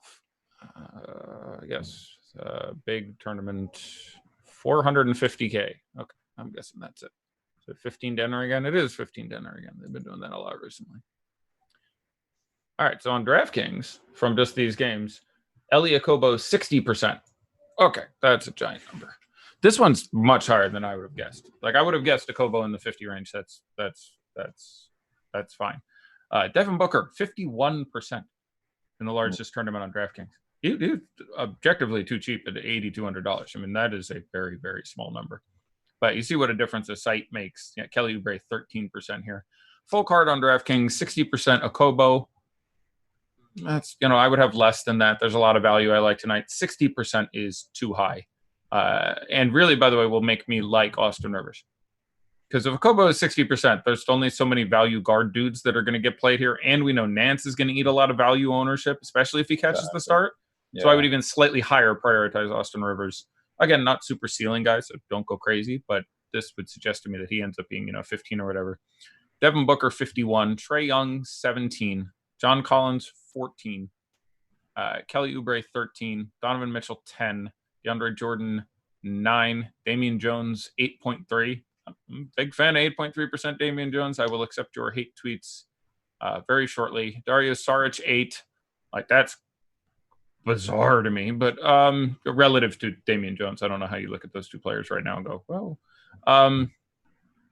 it sounds like I absolutely love Damian Jones. That's a bit of a stretch, but at minimum price, I do against Phoenix with 2 other centers out. Just want to be clear of the context. DeAndre Ayton, 6%. Okay, again, I feel like we talked about that a lot. Bojan Bogdanovic, 5.3. Taurean Prince, 4. DeAndre, I mentioned that one's Hunter. I gotta find a way to spread this out a little. Yeah, DeAndre Hunter, 3.6%. Don't mind that at his 4,500 or whatever he was. That's 36 minutes against the Suns. I can get behind that. Ingles, 3.3. That's a tale of two sites pricing. Jared Allen, 3.3. Dinwiddie, 3. Yeah, that was really hard to go to. Kyrie Irving, 3. McCall Bridges, 3. I'd have liked more than that. Rudy Gobert, 3. I'd have liked more than that. Kevin Huerter, 2.6. But again, DK pricing at 6,200 is far different than the FanDuel pricing, where you can tell me what Kevin Huerter is on FanDuel. I would hope that number is closer to. I think it was low. Really? Yeah. He's I think he's shooting guard there. So yeah. Never mind. That's shooting guard was a beast there. I forgot. So yeah, it's probably like 8-10%, and it should be because he looks great, and points per dollar is still the 5th best shooting guard. Gobert 3%. Obviously, I'd want more. As said, LeVert 2.5, a little bit over 2 for Reddish, 2 for Baines, 1.7 for Clarkson. 1.6 for Tyler Johnson. Didn't rank him, thought about it for a little bit, but ran a rotation. Sounds going to have to go squirrely for him to get there. Joe Harris, 1.4. Emmanuel Mudiay, 1.3. Royce O'Neal, 1. I'd rather have Royce than Emmanuel Mudiay or Tyler Johnson or Jordan Clarkson or Aaron Baines or a lot of these guys. Reddish at 2.3, I don't mind. But again, you want him when Trey is out. Kuruks, 0.9. Tony Bradley, 0.6. I'm working on the blowout run there. Brendan Goodwin, 0.4. Georges Niang, 0.3. DeAndre Bembry, 0.2. Alan Crabb, 0.01. Vince Carter, same. Cam Johnson, same. Wilson Chandler, 0.03. Congratulations. You have played yourself. I think that's it, man. Yeah. Everyone's locked in. Everyone's ready. Once again, thank you everyone for joining us here on the Awesemo.com Live Before Lock, presented by our wonderful sponsor, Super Draft. Eddie, it was a pleasure having you as always. Anything you want to say before we go ahead and get out of here? No, I'm all set. I am back tomorrow with the Brody, Josh Engelman, and looking forward to it. All right, and I'm about to get on the podcast here with EMAC here shortly to record the podcast for tomorrow night's slate. So everyone, good luck tonight. Thank you for joining us. It was a pleasure. And Red Sox and Alex Cora is gone from the Red Sox, if anyone cares. But yeah, you had to expect that was coming. I'm curious why they staggered out the announcement. That strikes me as the kind of thing they would have just held on the Astros. I mean, we're in the middle of January. I figured they would have just held on the Astros for a while and then. Well, the best part is they have mutually agreed to part ways. It wasn't even like a legit, you're fired. It's like, we're just going to, I think they're trying to make it seem a little bit more easier off the. They're trying to they're like, look, we have got to let you go And he's like, okay, don't fire me. Let me resign. And like, it's one of those saving face type things. But yeah, keep up the boxing, man. And I would say keep your chin up. But in boxing, you actually want to keep that down. Yeah, man. You know, I gotta protect this face, Eddie. I'm a little, you know, I gotta make sure it doesn't get touched too much. But you know, just like you, this is the only way I'm making any money. I have no talent or skills whatsoever. I'm just man candy. So you know, I'm donating to a great cause. So I saw that, and I'm looking forward to it. It makes me want to box somebody. I haven't thrown fists at someone in a while. I'm old and I can't move, but lots of people that aggravate me on Twitter. I was going to make a pitch for a number of people on the undercard, but well, I think you know, there's a difference between being like a keyboard warrior and then also like creating fabrications and trying to drag someone through the mud for no apparent reason. So, you know, I thought you know, at the end of the day, instead of typing, you know, throw down in the boxing ring and you know, fight for a charity. So, you know, anything that I do is for something that I believe in, and I don't believe in you know, bullying or whatever the case may be, but I do believe in helping people. So hopefully this does change and impact people's lives. Yeah, I'm a massive fan of anything for charity. So I'm happy to cede any amount of time or form to you to talk about that. But yeah, I love you know, you guys are gonna do some good stuff for a good cause. Which, you know, I wish more Twitter beefs could end up that way. So a blessing on both your houses. Thanks, man. And everyone here, thanks again. Someone take down something tonight, and we look forward to seeing everyone ship something. But other than that, you guys have a beautiful Tuesday night. Take care and good luck.